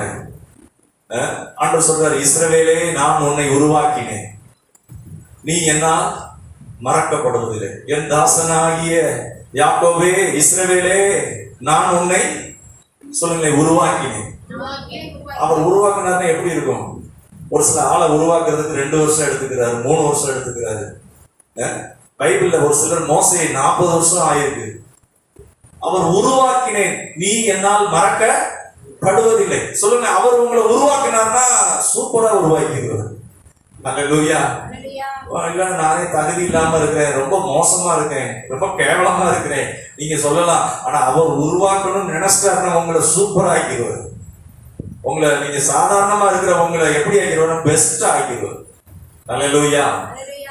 அதான் வேதம் சொல்லுகிறது, ஞானிகளை வெட்கப்படுத்தும்படி பைத்தியமானவர்களை தெரிந்து கொண்டார். இருக்கிறவைகளை வெட்கப்படுத்தும்படி இல்லாதவர்களை தெரிந்து கொண்டார். அல்லேலூயா. ஒருவனும் தேவனுக்கு முன்பாக பெருமை பாராட்டாதபடிக்கு தேவன் அப்படி செய்தார். நான் ரொம்ப ஞானமான ஆளுங்க, அதனால தெரியும் இல்ல எனக்கு ஒண்ணுமே இல்லைங்க, அறிவே இல்லை. ஆண்டவர் சொல்ற, நீ தான் எனக்கு வேணும், உனக்குள்ள நான் மகிமைப்படுவேன். ஆண்டவரே நிறைய தப்பா பண்ணிட்டேன், எல்லாமே மிஸ்டேக்கு, எனக்கே வாழ்க்கையே கேவலமா இருக்கு. இல்ல பரவாயில்ல, நீ தப்பா தானே பண்றேன்னு ஃபீல் பண்றீல, நான் தப்பே பண்ணாதால ஆக்கிடுறேன். ஏன் அப்படி செய்யறாரு அப்படின்னா, ஒருவரும் தேவனுக்கு முன்பாக பெருமை பாராட்டாதபடி. அல்லேலூயா. இப்ப 5 தாலந்து வாங்கினவங்க வேகமா போய் வியாபாரம் பண்றான். அப்ப ஏன் நல்ல கவனிங்க, எஜமானன் திரும்ப கேட்பார். சொல்லுங்க, திரும்ப கேட்பார். திரும்ப கேட்பார், என்ன பண்ணீங்க அப்படின்னு கேட்பார். அப்ப 5 தாலந்துனா கிட்டத்தட்ட ஒரு 3 கோடி ரூபாய். எவ்வளவு ரூபா? 3 கோடி ரூபாய். ஒருத்தர்கிட்ட எவ்வளவு கொடுத்திருக்கிறாரு? இன்னொருத்தர்கிட்ட 2 கோடி கொடுத்திருக்கிறாரு. ஒருத்தர் 1 தாலந்து வாங்கினான், அவன்கிட்ட ஒரு 50 லட்சம் ரூபாய் கொடுத்திருக்கிறாரு. ஆனா யார்கிட்டயுமே கொடுக்காம இல்லை. அவர் ஒரு பெரிய தொழிலதிபர், ஒரு அநேக எஸ்டேட்டுக்கு ஓனர், கையில கொடுக்கிறாரு. நல்ல கவனிங்க, உங்க கையில கொடுக்கப்பட்ட பிள்ளைகள் அது கர்த்தருடையது. உங்க கையில கொடுக்கப்பட்ட குடும்பம் கர்த்தருடையது. உங்களுக்கு கொடுக்கப்பட்ட திறமைகள் கர்த்தர் கொடுத்தது. நீங்க விடுற சுவாசம் கர்த்தர் கொடுத்தது. உங்க கண் அவயங்கள் அது உங்களுடையது அல்ல, அவருடையது. நமக்கு கொடுக்கப்பட்ட ஒவ்வொன்றும் அவர் கிருபையே. அல்லேலூயா. எத்தனை பேர் அதை ஒத்துக்கொள்றீங்க? அல்லேலூயா. நமக்கு கொடுக்கப்பட்ட ஒவ்வொன்றும் கர்த்தர் கொடுத்தது. எதுவும் அவர் இல்லாம நமக்கு எதுவும் என்ன செய்யல, வல்ல. நம்மளை என்ன பண்ணிட்டாரு? அடாப்ட் பண்ணிட்டாரு. அவர் குடும்பத்துல நம்மளை அப்படி ஒட்டி வச்சிட்டாரு. நம்ம எதுக்குமே லாய்க்கு இல்லாத ஆளா இருந்தோம், அவர் என்ன பண்ணிட்டாரு? நம்மளை தத்தெடுத்து புத்திர சுவீகாரமா அவருடைய ராயல் ஃபேமிலியில நம்மளை அப்படி சேர்த்துட்டாரு. இப்ப சொல்றாரு, நீ என்ன அப்பான்னு கூப்பிடுங்கிற, என்ன அம்மான்னு கூப்பிடுங்கிற, நான் தான் உனக்கு எல்லாம் அப்படிங்கிற. ஆண்டவரே, நான் உமக்காக வரேன்பா, என்னுடைய ஆஸ்தி என்னுடைய எல்லாம் உனக்கு தான் அப்படிங்கிற. நல்ல கவனிங்க, நம்மளை எங்க இருந்து எடுத்தாருன்னா, அனாதையா யாரும் நம்மளை விசாரிக்க இல்லாத போது, அழுது கொண்டிருந்த போது தூக்கி எடுத்து அவரோடு சேர்த்து கொண்டார். ஆண்டவர் சொல்ற, நீ என்னுடைய சுதந்திரவாதி, நீ என்னுடைய குமாரன், நீ என்னுடைய குமாரத்தி, உன்னை நான் எனக்காக ஏற்படுத்தி இருக்கிறேன். ஆண்டவர் சொல்ற, ஐ சூஸ் யூ, உன்னை அதுக்குதான் நான் குறித்திருக்கிறேன். அப்ப இந்த தாளந்தை வாங்கினவன் வேகமா போய் அதை என்ன செய்யறான்? 5 தாளந்தை வாங்கினவன் அவன் இன்னும் 5 சம்பாதிச்சிடறான். இன்னும் 5 என்ன செஞ்சிடறான்? சம்பாதிச்சிடறான். அப்ப எஜமானன் திருப்பி வர்றப்ப சொல்றாரு, என்ன சொல்றாருன்னா, 2 தாளந்து வாங்கினவன் 2 சம்பாதிச்சிடறான். 1 வாங்கினவன் அவன் ஒரு ஸ்டேட்மெண்ட் சொல்றான். என்ன சொல்றான் அப்படின்னா, 24ஆம் வசனம், நீர் விதைக்காத இடத்தில், ஆண்டவனே நீ விதைக்காத இடத்தில் அறுக்கிறவரும் தெளிக்காத இடத்தில் சேர்க்கிறவருமான கடினமுள்ள மனுஷன் என்று நான் அறிவேன். ஆகையால் நான் பயந்து போய் உமது தாளந்தை நிலத்தில் புதைத்து வைத்தேன், இதோ உம்முடையதை வாங்கி கொள்ளும் என்றான். அப்ப எஜமான் சொல்றாரு, அவனுடைய எஜமான் பிரதியுத்தரமாக, கொல்லாதவனும் சோம்பலுமான ஊழியக்காரனே, நான் விதைக்காத இடத்தில் அறுக்கிறவன் என்றும் தெளிக்காத இடத்தில் சேர்க்கிறவன் என்றும் அறிந்திருந்தாயே, அப்படியானால் நீ என் பணத்தை காசுக்காரர் வசத்தில் போட்டு வைக்க வேண்டியதா இருந்தது. அப்பொழுது நான் வந்து என்னுடையதை வட்டியோடே வாங்கிக் கொள்வனே என்று சொல்லி, அவனிடத்தில் இருக்கிற தாளந்தை எடுத்து 10 தாளந்து உள்ளவனுக்கு கொடுங்கள். உள்ளவன் எவனோ அவனுக்கு கொடுக்கப்படும், பரிபூர்ணமும் அடைவான். இல்லாதவனிடத்திலிருந்து உள்ளதும் எடுத்துக் கொள்ளப்படும். பிரயோஜனமற்ற ஊழியக்காரனாகியவனை புறம்பான இருளிலே தள்ளி போடுங்கள், அங்கே அழுகையும் பற்கடிப்பும் உண்டாயிருக்கும். அல்லேலூயா. ஒரு பெரிய நியாய தீர்ப்பு நடக்குது, ஜட்ஜ்மெண்ட். நல்ல கவனிங்க, இதனுடைய முடிவு எப்படி போய் முடியுது பாருங்க. 5 தாளந்து வாங்கினவனுக்கு ஒரு வார்த்தையை சொல்றாரு, வெல் டன் மை சர்வன்ட்.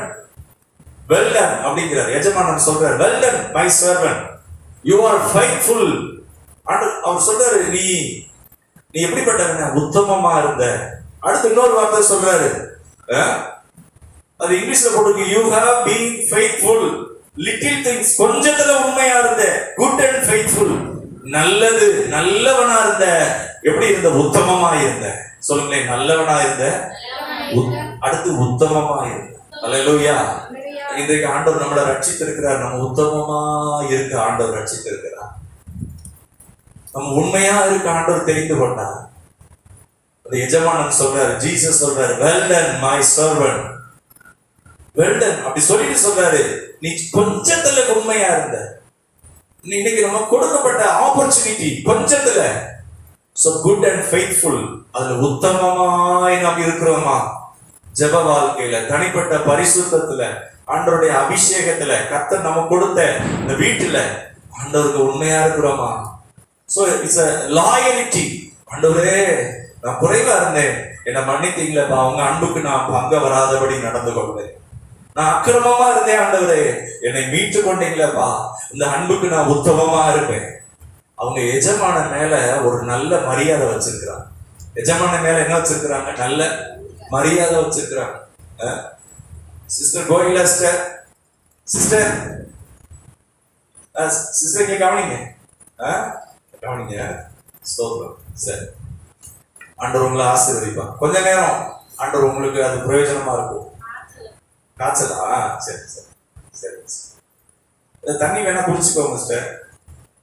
பாருங்க, அப்போ உண்மையும் உத்தமமான ஊழியக்காரனை சொல்லுங்க. உண்மையும் உத்தமமான ஊழியக்காரன், உண்மையும் உத்தமமான ஊழியக்காரனை. அப்ப அங்க எஜமானன் சொல்றாரு, வெல் டன் மை சர்வன்ட். அவர் சொல்றாரு, I will make you rule over many things. நான் உன்னை அநேக காரியங்களுக்கு, அவர்கிட்ட இன்னும் நிறைய கோடிக்கணக்கில் இருக்கு, பெரிய தொழிலதிபர். நல்லா கவனிங்க, நீங்க கர்த்தருக்கு கொஞ்சத்துல உண்மையா இருந்தீங்கன்னா கொஞ்சம் வெளிப்பாடுகளை கொடுப்பார். உங்களை அவர் விசேஷமாக்குவார், உங்களை மகிமையாக்குவார், உங்களை உருவாக்குவார், இன்னும் கொஞ்சம் உருவாக்குவார், இன்னும் கொஞ்சம் உருவாக்குவார். நீங்க நினைக்கலாம், நம்ம ஐயோ நான் எதுவுமே லாய்க்கு இல்லை, இல்ல அதெல்லாம் நான் சரி பண்ணுவேன், எல்லாம் சரி பண்ணுவேன். அவர் உங்களை தெரிந்து கொண்டார்னா உங்களை விசேஷம் ஆக்காமல் விடவே மாட்டார். அல்லேலூயா. உங்களை அநேகத்தின் மேல அதிகாரி ஆக்குறது தான் அவருடைய விருப்பம். கொஞ்சத்துல உண்மையா இருந்தீங்க, ஆண்டவர் சொல்றாரு, I will make you rule over many things. உங்களை அநேக காரியங்களுக்கு மேல. நீங்க நினைக்கலாம், ஐயோ சின்ன காரியத்துல என்னால உண்மையா இருக்க முடியல ஆண்டவரே, அப்படி மனஸ்தாபப்படுறீங்களா? ஆண்டவரே எனக்கு இது என்னன்னே தெரியலையப்பா அப்படின்னு அவர்கிட்ட போறீங்களா? ஆண்டவர் சொல்றாரு, உனக்கு நான் கிருபை தருவேன், உன்னை நான் பலப்படுத்துவேன், உனக்கு இந்த வெளிப்பாடுகளை தருவேன், நீ எப்படி இதுல வெற்றியா இருக்கணும்னு கற்றுக் கொடுப்பேன்.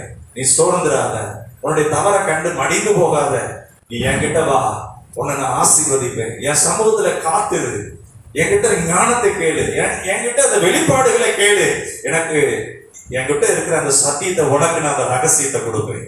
அல்லேலூயா. அப்ப எஜமானன் என்ன பண்றாருன்னா, அவங்கள உள்ளவன் எவனோ அவனுக்கு கொடுக்கப்படும், அவனுக்கு கொடுக்கப்படும். இல்லாதவனிடத்திலே, சோம்பேறியா இருக்கிறதே, உண்மை இல்லாம இருக்கிறதே, அவன் என்ன சொல்றான்? நீ விதைக்காத இடத்தில் அறுக்கிறவர் என்றும் அப்படிலாம் சொல்லிட்டு அவன் என்ன செய்யறான்? சோம்பேறியா இருக்கிறான், பிரயாசமே படல. உங்களுக்கு ஜெபம் பண்ண தெரிஞ்ச அந்த ஜெபத்திலேயாவது உத்தமமா இருங்க. கர்த்தருடைய வசனத்தை சொல்லி ஸ்தோத்திரம் பண்ண தெரிஞ்சா, நன்றி சொல்ல தெரிஞ்சா அதை சொல்லிட்டே இருங்க. ஒண்ணுமே நடக்காத மாதிரி தெரியலாம், ஆனா உங்களோடு இருக்கிறவர், உங்களை அழைத்தவர் உண்மை உள்ளவர். அவர் சொல்வாரு, சகோதரி நீ உண்மையா இருந்த, சகோதரா நீ உண்மையா இருந்த, உன்னை நான் உயர்த்துவேன், உன்னை நான் டெஸ்ட் பண்ணி பார்த்தேன், உன்னை சோதித்து பார்த்தேன், உனக்கு வந்த சோதனையில நீ உண்மையா இருப்பையா இல்ல பின்வாங்கிருவையான்னு உன்னை நான் கண்டறிந்தேன். பாருங்க, இந்த நகை வேலை செய்யறவங்கிட்ட பாதி தங்கம் பாதி வெள்ளி கலந்து ஒரு பொருளை கொடுத்தா, இதை கண்டுபிடிச்சு கொடுங்களேன் அப்படின்னு சொன்னா, அவங்க அந்த அந்த அனல்ல போட்டு 50% தங்கம் இருக்குங்க, 50% வெள்ளி இருக்குங்க சொல்லிடுவாங்க. ஆண்டவர் இன்னைக்கு நம்முடைய காரியங்களையும் பார்க்கிறார். சோ நமக்குள்ள இருக்கிற அந்த அர்ப்பணிப்பை, உத்தமத்தை பார்க்கிறார், உண்மையை பார்க்கிறார். அதை பார்த்து ஆண்டவர் அதை கனம் பண்ணுகிறார். அல்லேலூயா. ஃபெய்த்ஃபுல் சர்வன்ட், அந்த வார்த்தையை கவனிங்க. குட் அண்ட் ஃபெய்த்ஃபுல், நல்லது, ஒரு குட் மேன், நல்ல ஒரு மனிதன். அடுத்து சொல்ற ஃபெய்த்ஃபுல். ஃபெய்த்ஃபுல் என்னன்னா உத்தமமா இருக்கிற சகோதரி, உத்தமமா, என் வீடு எங்கும் அவன் உத்தமமா இருக்கிறான். மோசே ஆண்டவர் சொல்றார், அவன் என் வீட்டில எங்கும் அப்படி உத்தமமா இருக்கிறான். அவனை பத்தி யாரும் பேசாதீங்க. அப்படி ஆண்டவருடைய பிள்ளைகளை பேசுறப்ப தானியேலை பத்தி சொல்லப்பட்டிருக்கிறது, நான் ராஜாவாகிய உமக்கு முன்பாகவும் நான் தேவனுக்கு முன்பாகவும் உத்தமமா இருந்தேன். இன்னைக்கு ஜெப வாழ்க்கையில, கர்த்தரை நேசிக்கிறதுல, ஆண்டவருக்கு நன்றி சொல்றதுல நம்ம உத்தமமா இருக்க தெரிந்து கொள்ளப்பட்டிருக்கிறோம். உண்மையா இருக்க ஆண்டவர் தெரிந்து கொண்டிருக்கிறார். ஆண்டுடைய நாமம் மகிமைப்படுவதாக. அதே பகுதியில் இன்னும் ஒரே ஒரு சம்பவம். மத்தேயு 25 மத்தேயு 25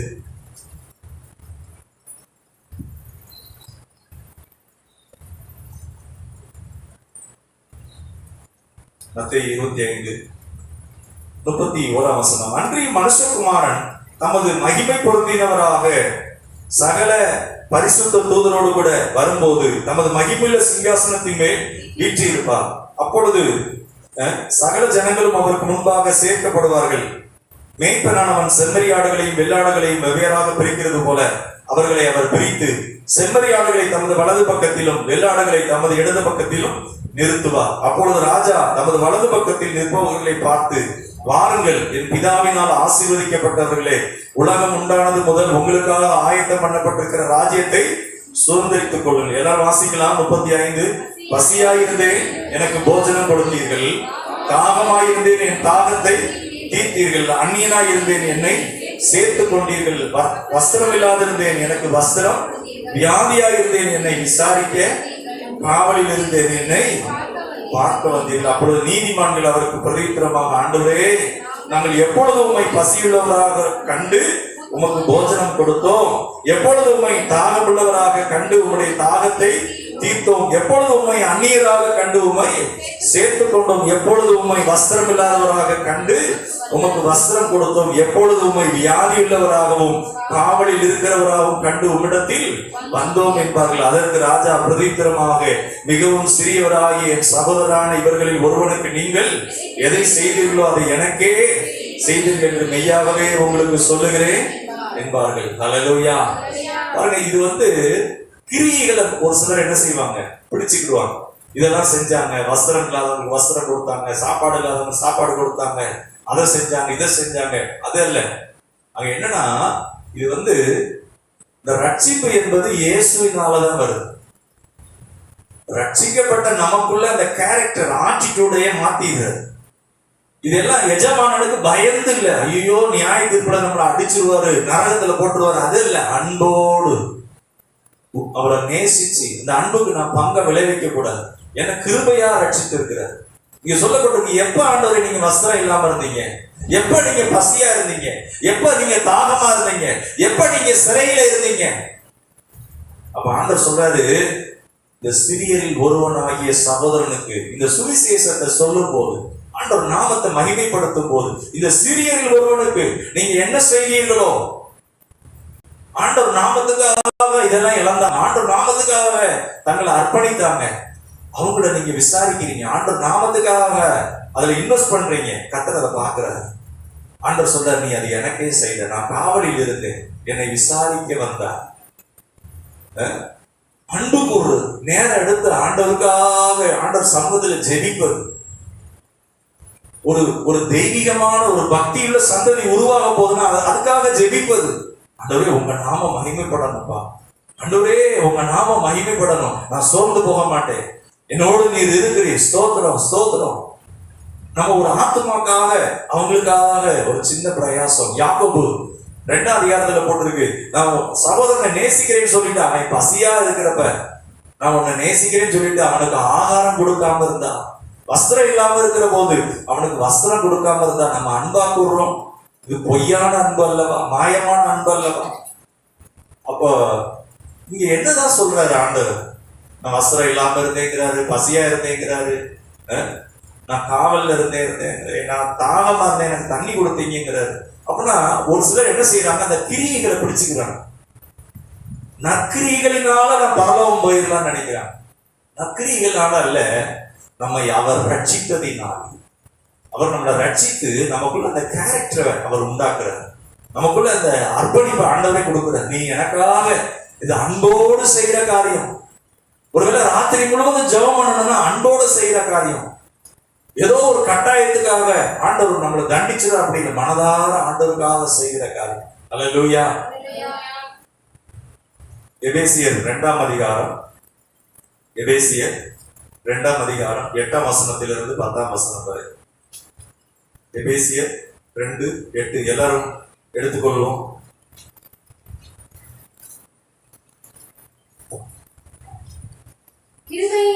கிருபையினாலே விசுவாசத்தை கொண்டு ரட்சிக்கப்பட்டீர்கள். இது உங்களால் உண்டானதல்ல, இது தேவனுடைய ஈவு. ஒருவரும் பெருமை பாராட்டாதபடிக்கு இது கிரியைகளினால் உண்டானதல்ல. ஏனெனில் நற்கிரியைகளை செய்வதற்கு நாம் கிறிஸ்து இயேசுவுக்குள் சிருஷ்டிக்கப்பட்டு தேவனுடைய செய்கையாய் இருக்கிறோம். எல்லாரும் 8ஆம் வசனத்தை கவனிக்கலாம். கிருபையினாலே விசுவாசத்தை கொண்டு ரட்சிக்கப்பட்டீர்கள். சொல்லுங்க, கிருபையினாலே விசுவாசத்தை கொண்டு. எல்லாம் சத்தமா கையை வைத்து சொல்லுங்க, கிருபையினாலே விசுவாசத்தை கொண்டு. அல்லேலூயா. அப்ப நம்ம நற்கிரியைகளினால யாரும் ரட்சிக்கப்பட முடியாது. சத்தமா சொல்லுங்க, நற்கிரியைகளினால யாரும் ரட்சிக்கப்பட முடியாது. அல்லேலூயா. அப்ப எப்படி ரட்சிக்கப்பட்டோமா? கிருபையினால விசுவாசத்தை கொண்டு இயேசுவினாலே. சொல்லுங்க, இயேசுவினாலே. அல்லேலூயா. இங்க சொல்லப்பட்டிருக்கு, இது உங்களால் உண்டானது அல்ல. சொல்லுங்க, என்னால உண்டானது அல்ல. அல்லேலூயா. குடும்ப வாழ்க்கை என்னால உண்டானது அல்ல. ரட்சிப்பு என்னால உண்டானது அல்ல. ஆண்டவர் கொடுத்த பிள்ளைகள் அது என்னால உண்டானது அல்ல. அவர் கொடுத்த கிருபை. அல்லேலூயா.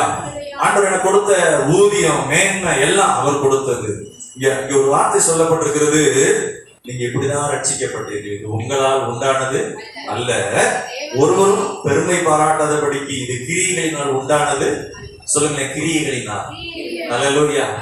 அப்ப வலது பக்கம் ஒரு கள்ளன் தொங்கிக்கிட்டு இருக்கிறான் சிலுவையில. அந்த கள்ளன் ரட்சிக்கப்படுறான். எப்படி கூப்பிடுறான்? அதோட என்னையும் நினைச்சுக்கோங்கப்பா. அப்ப என்ன அர்த்தம்? ஏதாவது கிரியை செஞ்சானா? ஒரு கிரியையுமே செய்யல. என்ன செஞ்சான்? இயேசுவே என்னையும் நினைச்சுக்கோங்க ஐயா. ஒரு குருடன், பத்திமை என்கிற குருடன் ஏதாவது நற்காரியம் அவன் செஞ்சானா? ஒண்ணும் செய்யல. இயேசுவே. ஒரு குஷ்டரோகி கூப்பிட்டான், இயேசுவே ஐயா அப்படின்னு. ஆனா ஒண்ணே ஒண்ணு, இயேசுக்குள்ள இருக்கிற அந்த கிருபை அவங்களை ரட்சித்தது. ஆனா அந்த கல்லை முன்னாடியே ரட்சிக்கப்பட்டிருந்தா அவன் நிறைய நற்காரியங்களை செய்திருப்பான். அல்லேலூயா. நிறைய நற்காரியங்களை இத அற்புதமா இணைக்கிறாரு. ஃபர்ஸ்ட் கிருபை. ஆனா வெளிப்படுத்தின விசேஷம் பரலோகம் போறப்ப யார் யார் என்னென்ன கிரியை செஞ்சாங்க, எப்படிலாம் ஆண்டவருக்காக பாடுபட்டாங்க, எவ்வளவு பரிசுத்தமா இருந்தாங்க. ரெண்டும் சேருது. ரட்சிப்பு கிருபையினாலதான் வருது. அப்ப நம்ம என்ன வேணாலும் அக்கிரமம் பண்ணலாமா? ரட்சிக்கப்பட்டுட்டோம், என்ன வேணாலும் அநியாயம் பண்ணலாமா அப்படின்னு ஒரு சிலர் என்ன சொல்றாங்க, நான் கிருபையில இருக்கிறோம், என்ன பண்ணாலும் ஒண்ணும் இல்லை. அப்படி இல்லை. கிருபையினால ரட்சிக்கப்பட்ட உண்மைதான். அடுத்து நாம் கிரியைகளினாலே அந்த கிருபையை விளங்க பண்ண வேண்டும். அல்லேலூயா. கடைசி வரைக்கும் கிருபை தான். முதல்லயும் கிருபை, கடைசியிலையும் கிருபை. முதல்ல ரட்சிக்கப்படுறப்ப கிருபை, அப்புறம் எல்லாம் கிரியைங்க நம்ம செஞ்சுக்கிட்டே இருக்கணுங்க. இல்லைங்க, செஞ்சுக்கிட்டே இருக்கிறதுக்கும் கர்த்தருடைய கிருபை வேணும். அல்லேலூயா. அவங்க சொல்றாங்க, ஆண்டவர் சொல்றாரு, நான் பசியா இருந்தேன், எனக்கு ஆகாரம் கொடுத்தீர்கள். நான் பசியா இருந்தேன். ஒரு சமாரிய ஸ்திரீ, பாவியான ஸ்திரீ, அந்த ஊர்ல நிறைய பேர் ரட்சிக்கப்படுறாங்க. அப்ப இயேசு சொல்றார், நீங்கள் அறியாத இருக்கிற ஒரு போஜனம் எனக்கு இருக்கிறது. நீங்கள் அறியாத இருக்கிற ஒரு போஜனம். அவங்க அங்க சாப்பாடை நினைச்சிட்டு இருக்கிறாங்க. சாப்பாடு இல்ல, அந்த கிராமமே ரட்சிக்கப்படுது. இன்னைக்கு ஏதோ ஒரு பிரச்சனை உங்க வீட்டுக்குள்ள இருக்கலாம். அந்த பிரச்சனை என்ன தெரியுமா? அந்த பிரச்சனைக்கு நீங்க ஜெபிக்க ஜெபிக்க ஜெபிக்க ஜெபிக்க உங்க மூலமா ஒரு கூட்டம் ரட்சிக்கப்பட போகுது. அல்லேலூயா. நீங்க நினைக்கலாம், நம்ம வீட்டு பிரச்சனைக்கு தானே ஜெபம் பண்ணோம். இல்ல இல்ல, கர்த்தர் உங்களை அவருக்காக ஆயத்தமாக்குகிறார், உங்களை அவருக்காக உருவாக்குகிறார். என்ன பயன்படுத்துங்க ஆண்டவரேன்னு கேட்டீங்களே, உங்களை நேசிக்கிற ஆண்டவரேன்னு சொன்னீங்களே, உங்களை கொண்டு மகத்தானதை அவர் செய்ய போகிறார். அல்லேலூயா. ஒரு சின்ன சாம்பிள் கொடுக்குறாரு. நல்லா கவனிங்க. இந்த பூனை என்ன பண்ணும்? எலிய அறகுறையா கொன்றும். குட்டி பூனைகிட்ட என்ன பண்ணும்னா, அந்த அறகுறையா இருக்கிற அந்த எலிய அதுக்கு விட்டுரும். இந்த எலி ஏற்கனவே பாதி உயிர் போயிடுச்சு. இந்த குட்டி பூனை என்ன செய்யணும்னா அதை பிடிச்சு பிடிச்சு பார்க்கணும். ஆனா அந்த எலி பெருசா இருக்கும், ஆனா அதுக்கு உயிர் இருக்காது, கொஞ்சம் தான் உயிர் இருக்கும். ஏன்னா மெயினான வேலையை அவங்க அம்மா எல்லாமே பார்த்துக்கிட்டாங்க. சின்ன வேலையை கொடுக்குறாங்க. இன்றைக்கு ஆண்டவர் இயேசு கல்வாரியில உங்களுக்காக எனக்காக அந்த கிருபையினாலே ரட்சித்து இப்ப நம்ம அந்த எஜமானனை அன்போடு சேவிக்கிறோம். அன்போடு நம்மகிட்ட ஆண்டவர் தாளந்தை கொடுத்திருக்கிறார். இந்த தாளந்து என்பது ஆண்டவருக்காக நம்ம செய்கிற தியாகம். ஆண்டவருக்காக ஒரு தாழ்மைப்படுறோம். நம்ம ஸ்தானத்துல இருந்து இறங்கி ஒரு திக்கற்றவங்க, கைவிடப்பட்டவங்க ஒவ்வொருத்தருக்கும் செய்யற ஊழியம், அவங்களை விசாரிக்கிறது, அவங்களை ஆண்டவருக்குள்ள நடத்துறது. ஆண்டவர் சொல்வாரு, நீ எனக்காக பிரயாசப்பட்ட, நான் வஸ்திரம் இல்லாம இருந்தேன், என்னை தேடி வந்தேன், நான் காவல்ல இருந்தேன், என்னை விசாரிக்க வந்தேன். ஆண்டவர் சொல்லுவான். அல்லேலூயா. அதை சொல்றாரு, இந்த சிறியரில் ஒருவனுக்கு நீங்கள் என்ன செய்தீர்களோ அதை எனக்கே செய்தீர்கள். அல்லேலூயா. நம்ம அடுத்த வாரம் மீண்டும் இதை தொடரலாம். நம்ம எல்லாரும் எழுந்திருக்கோம்.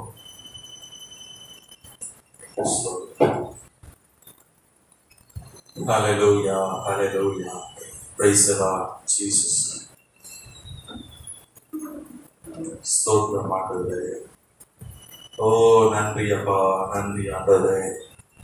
கரங்களை உயர்த்தி ஆண்டவரை ஸ்தோத்திரிப்போம். ஹalleluya, hallelujah, hallelujah.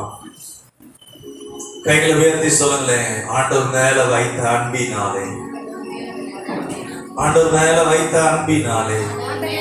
ஹalleluya. பாடுதல்லே 4வது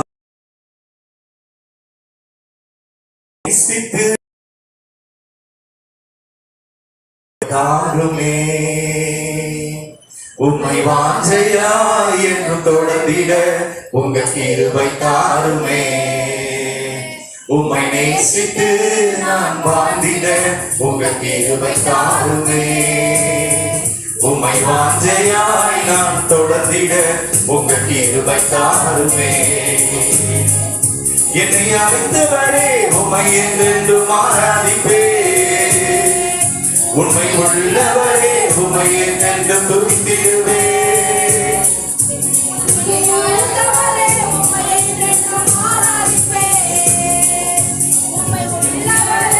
உம்மை என்றென்றும் துதித்திடுவேன்.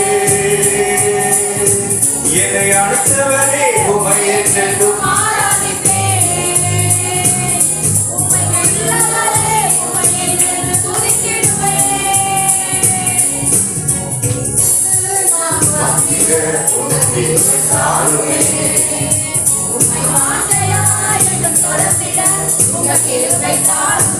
எல்லாரும் உற்சாகமாய் பாடலாம். உம்மை நேசித்து நான் வாழ்ந்திட உங்க கிருபை தாருமே. என்று தொடர்ந்திட உங்க கிருபை தாருமே. விண்டாடு கிடந்த என் வாழ்வை வேண்டும் என்றீரே.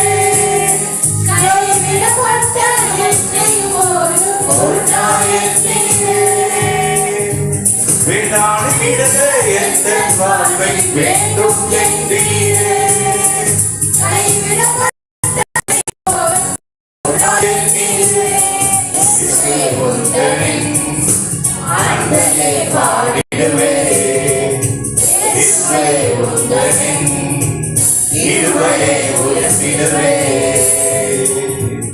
இயேசுவே உந்தனின் அன்பையே பாடிடுவே. இயேசு கிருபையை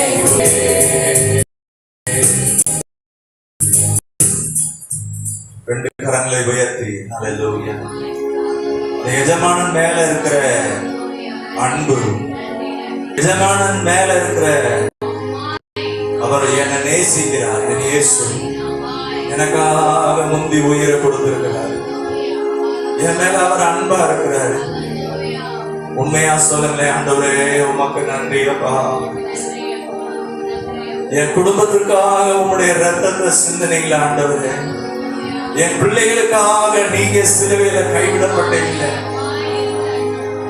பயப்படாதேன்னு நீங்க சொல்றீங்க. என் கூட நீங்க இருக்கிறீங்களப்பா. நன்றி அப்பா. ஜீசஸ். ஓ உம்மை நேசித்து நான் வாழ்ந்திட உங்க கிருபை தாருமே. உம்மை வாஞ்சையாய் என்றும் தொடர்ந்திட உங்க கிருபை தாருமே. என்னை அழைத்தவரே உம்மை என்றென்றும் உண்மை உள்ளவரே உண்மை என்றென்றும் என்னை அழைத்தவரே உண்மை என்றென்றும் ஆராதிப்பே. உண்மை உள்ளவரே உண்மை என்றென்றும் துதித்திடுவே. இயேசுவே உந்தனின் அன்பையே பாடிடுவே. இயேசுவே உந்தனின் கிருபையை உயர்த்திடுவே. சேர்ந்து சொல்லுங்க. இயேசுவே உந்தனின் அன்பையே பாடிடுவே. இயேசுவே உந்தனின் கிருபையை உயர்த்திடுவே. வேண்டாண்டு கிடந்த எந்த வாழ்வை வேண்டும் என்றீரே. கைவிடப்பட்ட என்னை ஒரு தாயின் நீரே.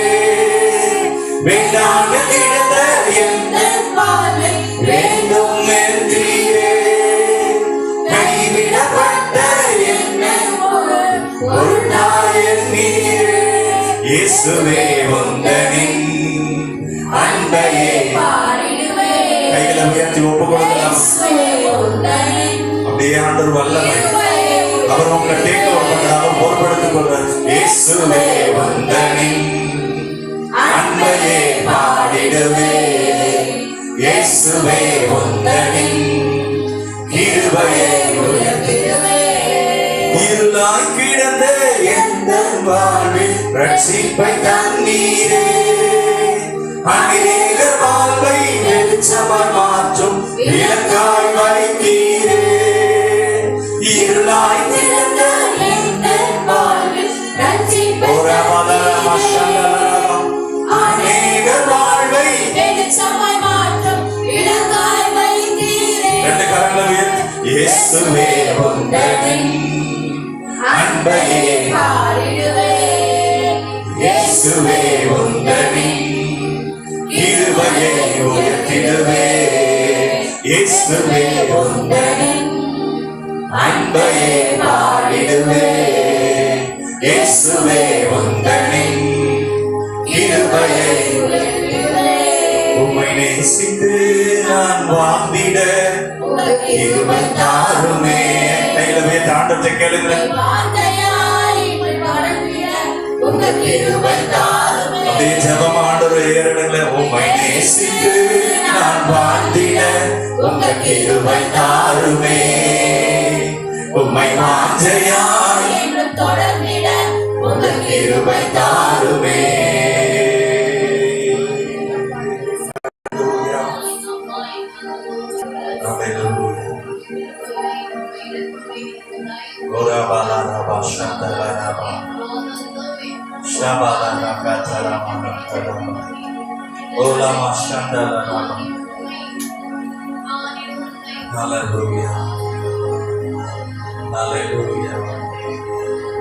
ஆண்டவருடைய வல்லமை உங்களை நிரப்பிக் கொண்டிருக்கிறது. கைகளை உயர்த்தி ஆண்டவரே இயேசுவே. ஓ ஹல்லேலூயா. கைவிடப்பட்டு கிடந்த எனக்கு தேடி வந்தீங்களப்பா. நிலையில்லாதிருந்த எனக்குள்ள நிலையா வந்தீங்க. அந்த அன்பை எண்ணி ஏசப்பா. ஓ ரபா ரபா ஷாந்தா ரபா. நல்ல வாயில திறந்து துதிங்க. உங்க வாயில துதிக்கும் போது அப்பா உங்களுக்குள்ள வந்துருவார். நன்றி அப்பா ஏசப்பா. வெறுமையா யாரும் இங்க இருந்து போக கூடாது. அவர் வல்லமை உங்களை மேல நிரம்பத்தக்கதாக அவர் அன்பு உங்களை நிரப்பத்தக்கதாக பெற்றுக்கொள்ளுங்க அந்த வல்லமையை. ஓ well done my servant, good and faithful. நீ உண்மையும் உத்தமமா இருக்கிற. உன் உத்தமத்தை நான் பார்க்கிறேன். உன்னுடைய உத்தமத்தை நான் பார்க்கிறேன். உன்னை நானு அநேகத்தின் மேல நான் உன்னை உயர்த்த போறேன். ஓ ராபாலா ராஷாதாலா ராகாதாரா மாஷாகாதாரா. ஓ Rafah காச்சாராமா. Good and faithful my servant. ஓ நீ கொஞ்சத்துல உண்மையா இருந்த. Little things your faithfulness I will make rule over many things. உன்னை கொஞ்சத்துல உன் உத்தமத்தை நான் பார்க்கிறேன். நீ பரிசுத்தமா இருக்கிறத நான் பார்க்கிறேன். நீ பழைய வாழ்க்கைக்கு போகாம ஆண்டவருக்கு பயந்து இருக்கிறத பார்க்கிறேன்.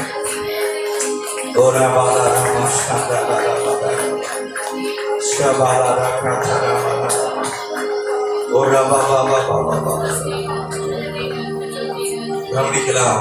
2 பேரு சொல்லப்படுறாங்க. ஒருத்தர் விவேகமானவங்க, புத்தி உள்ளவங்க, இன்னொருத்தவங்க புத்தி இல்லாதவங்க. உண்மையா நல்ல சர்வெண்ட், கொல்லாத சர்வெண்ட், வெள்ளாடு செம்மறியாடு, அவங்களும் கிறிஸ்தவங்க தான். ஆனா அர்ப்பணியாத கிறிஸ்தவங்க, தங்களுக்காகவே வாழ்றவங்க, சுயநலமா இருக்கிறவங்க. ஆனா கடைசி நாள்ல கர்த்தர் அதை பிரிக்கிறாரு. Well done my son, well done my servant. நீ கொஞ்சத்துல உண்மையா இருந்த, நான் பசியா இருந்தேன், நீ ஜெபம் பண்ண, ஜனங்கள் மனம் திரும்பணும்னு நானு அதுக்காக கவலையோடு இருந்தேன். மனம் திரும்புவதற்காக நீ ஜெபம் பண்ண. ஆண்டவருக்கு பிரியமில்லாத காரியமா மனசு இருக்கிறாங்க, அதுக்காக அழுவீங்க. ஆண்டவர் சொல்றாரு, வெல்டன் வெல்டன், உன் புத்தகத்தை பார்க்கிறேன், உன் உண்மையை நான் பார்க்கிறேன், உன்னை நான் உயர்த்துவேன், உன்னை கொண்டு நான் பெரிய காரியத்தை செய்வேன், நான் உன்னை பலப்படுத்துறேன். I will make you. உன்னை நான் உருவாக்கினேன், உன்னில நான் மகிமைப்படுவேன், நீ என்னால மறக்கப்படுவதில்லை. ஓ, இப்போதும் யாக்கோபே, உன்னை சிருஷ்டித்தவரும் உன்னை உருவாக்கினவருமாகிய கர்த்தர் சொல்லுகிறதாவது, நீ என்னால் மறக்கப்படுவதில்லை. ஹல்லேலூயா. ஆண்டவர் உங்களை உருவாக்குறாரு, அவர் மகிமைக்காக உருவாக்குறாரு. வேதனை வரும்போது நீங்க எங்க போறீங்கன்னு பாக்குறாரு. எதுவுமே முடியாதுங்கிற போது என்ன செய்றீங்கன்னு பாக்குறாரு. அந்த அன்புக்குள்ள வந்துருங்க, அவருக்குள்ள வந்துருங்க. அந்த கிருபை உங்களை கைவிடாது. நானும் என் வீட்டாரும் போகிறார், கர்த்தரையே சேவிப்போம். ஓரா பாலரா பாஷா பாலரா பாலரா ஓரா பாக்கதரா மன கதரா பாலரா பாலரா.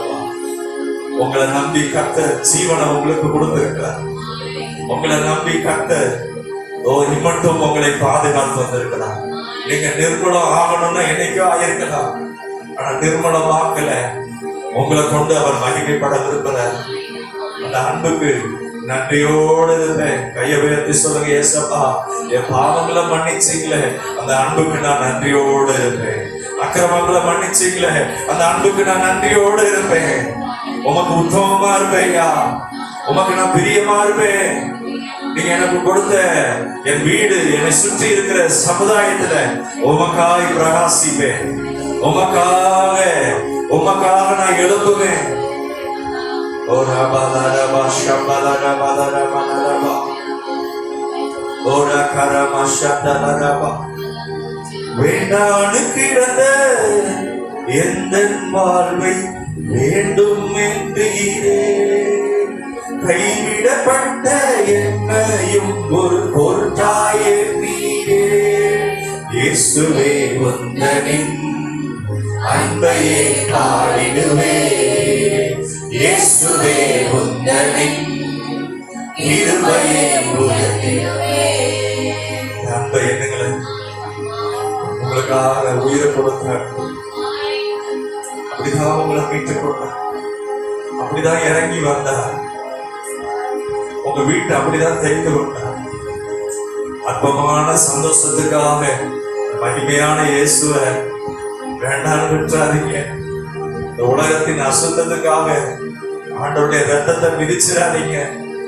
ஆண்டவரே, நான் ஒப்பு கொடுக்கிறேன்ப்பா, எனக்குள்ள நீங்க வாங்க, எனக்குள்ள நீங்க வாங்க. உங்க அன்பு எனக்கு வேணும், உங்க நேசம் எனக்கு வேணும். ஆண்டவர், என் வீட்டுல உங்க நேசம் வளரணும், குறையவே கூடாது.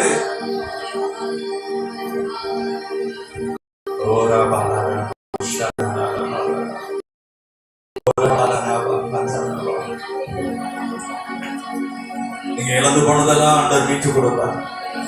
எதை வந்தீங்களோ, பாவமோ அசுத்தமோ பிசாசு கிரியைகளோ உங்க வீட்டுல எதெல்லாம் அழிய பண்ணினதோ ஆண்டவர் உங்களுக்குள்ள அவர் வாசம் பண்றபடி ஓ, நீங்க மீட்டுக் கொள்வீங்க, நீங்க மீட்டுக் கொள்வீங்க. உங்க கண்ணீரை கத்த துடைக்கிறார். நீங்க வெட்கப்பட்டதுக்கு தக்க விதமா ஆண்டவர் உங்களுக்கு அவருடைய இரட்டிப்பான பலத்தினால உங்களை நிரப்புறாரு. ஹல்லேலூயா, ஹல்லேலூயா. கிருபையினால நான் ரட்சிக்கப்பட்டேன். ஓ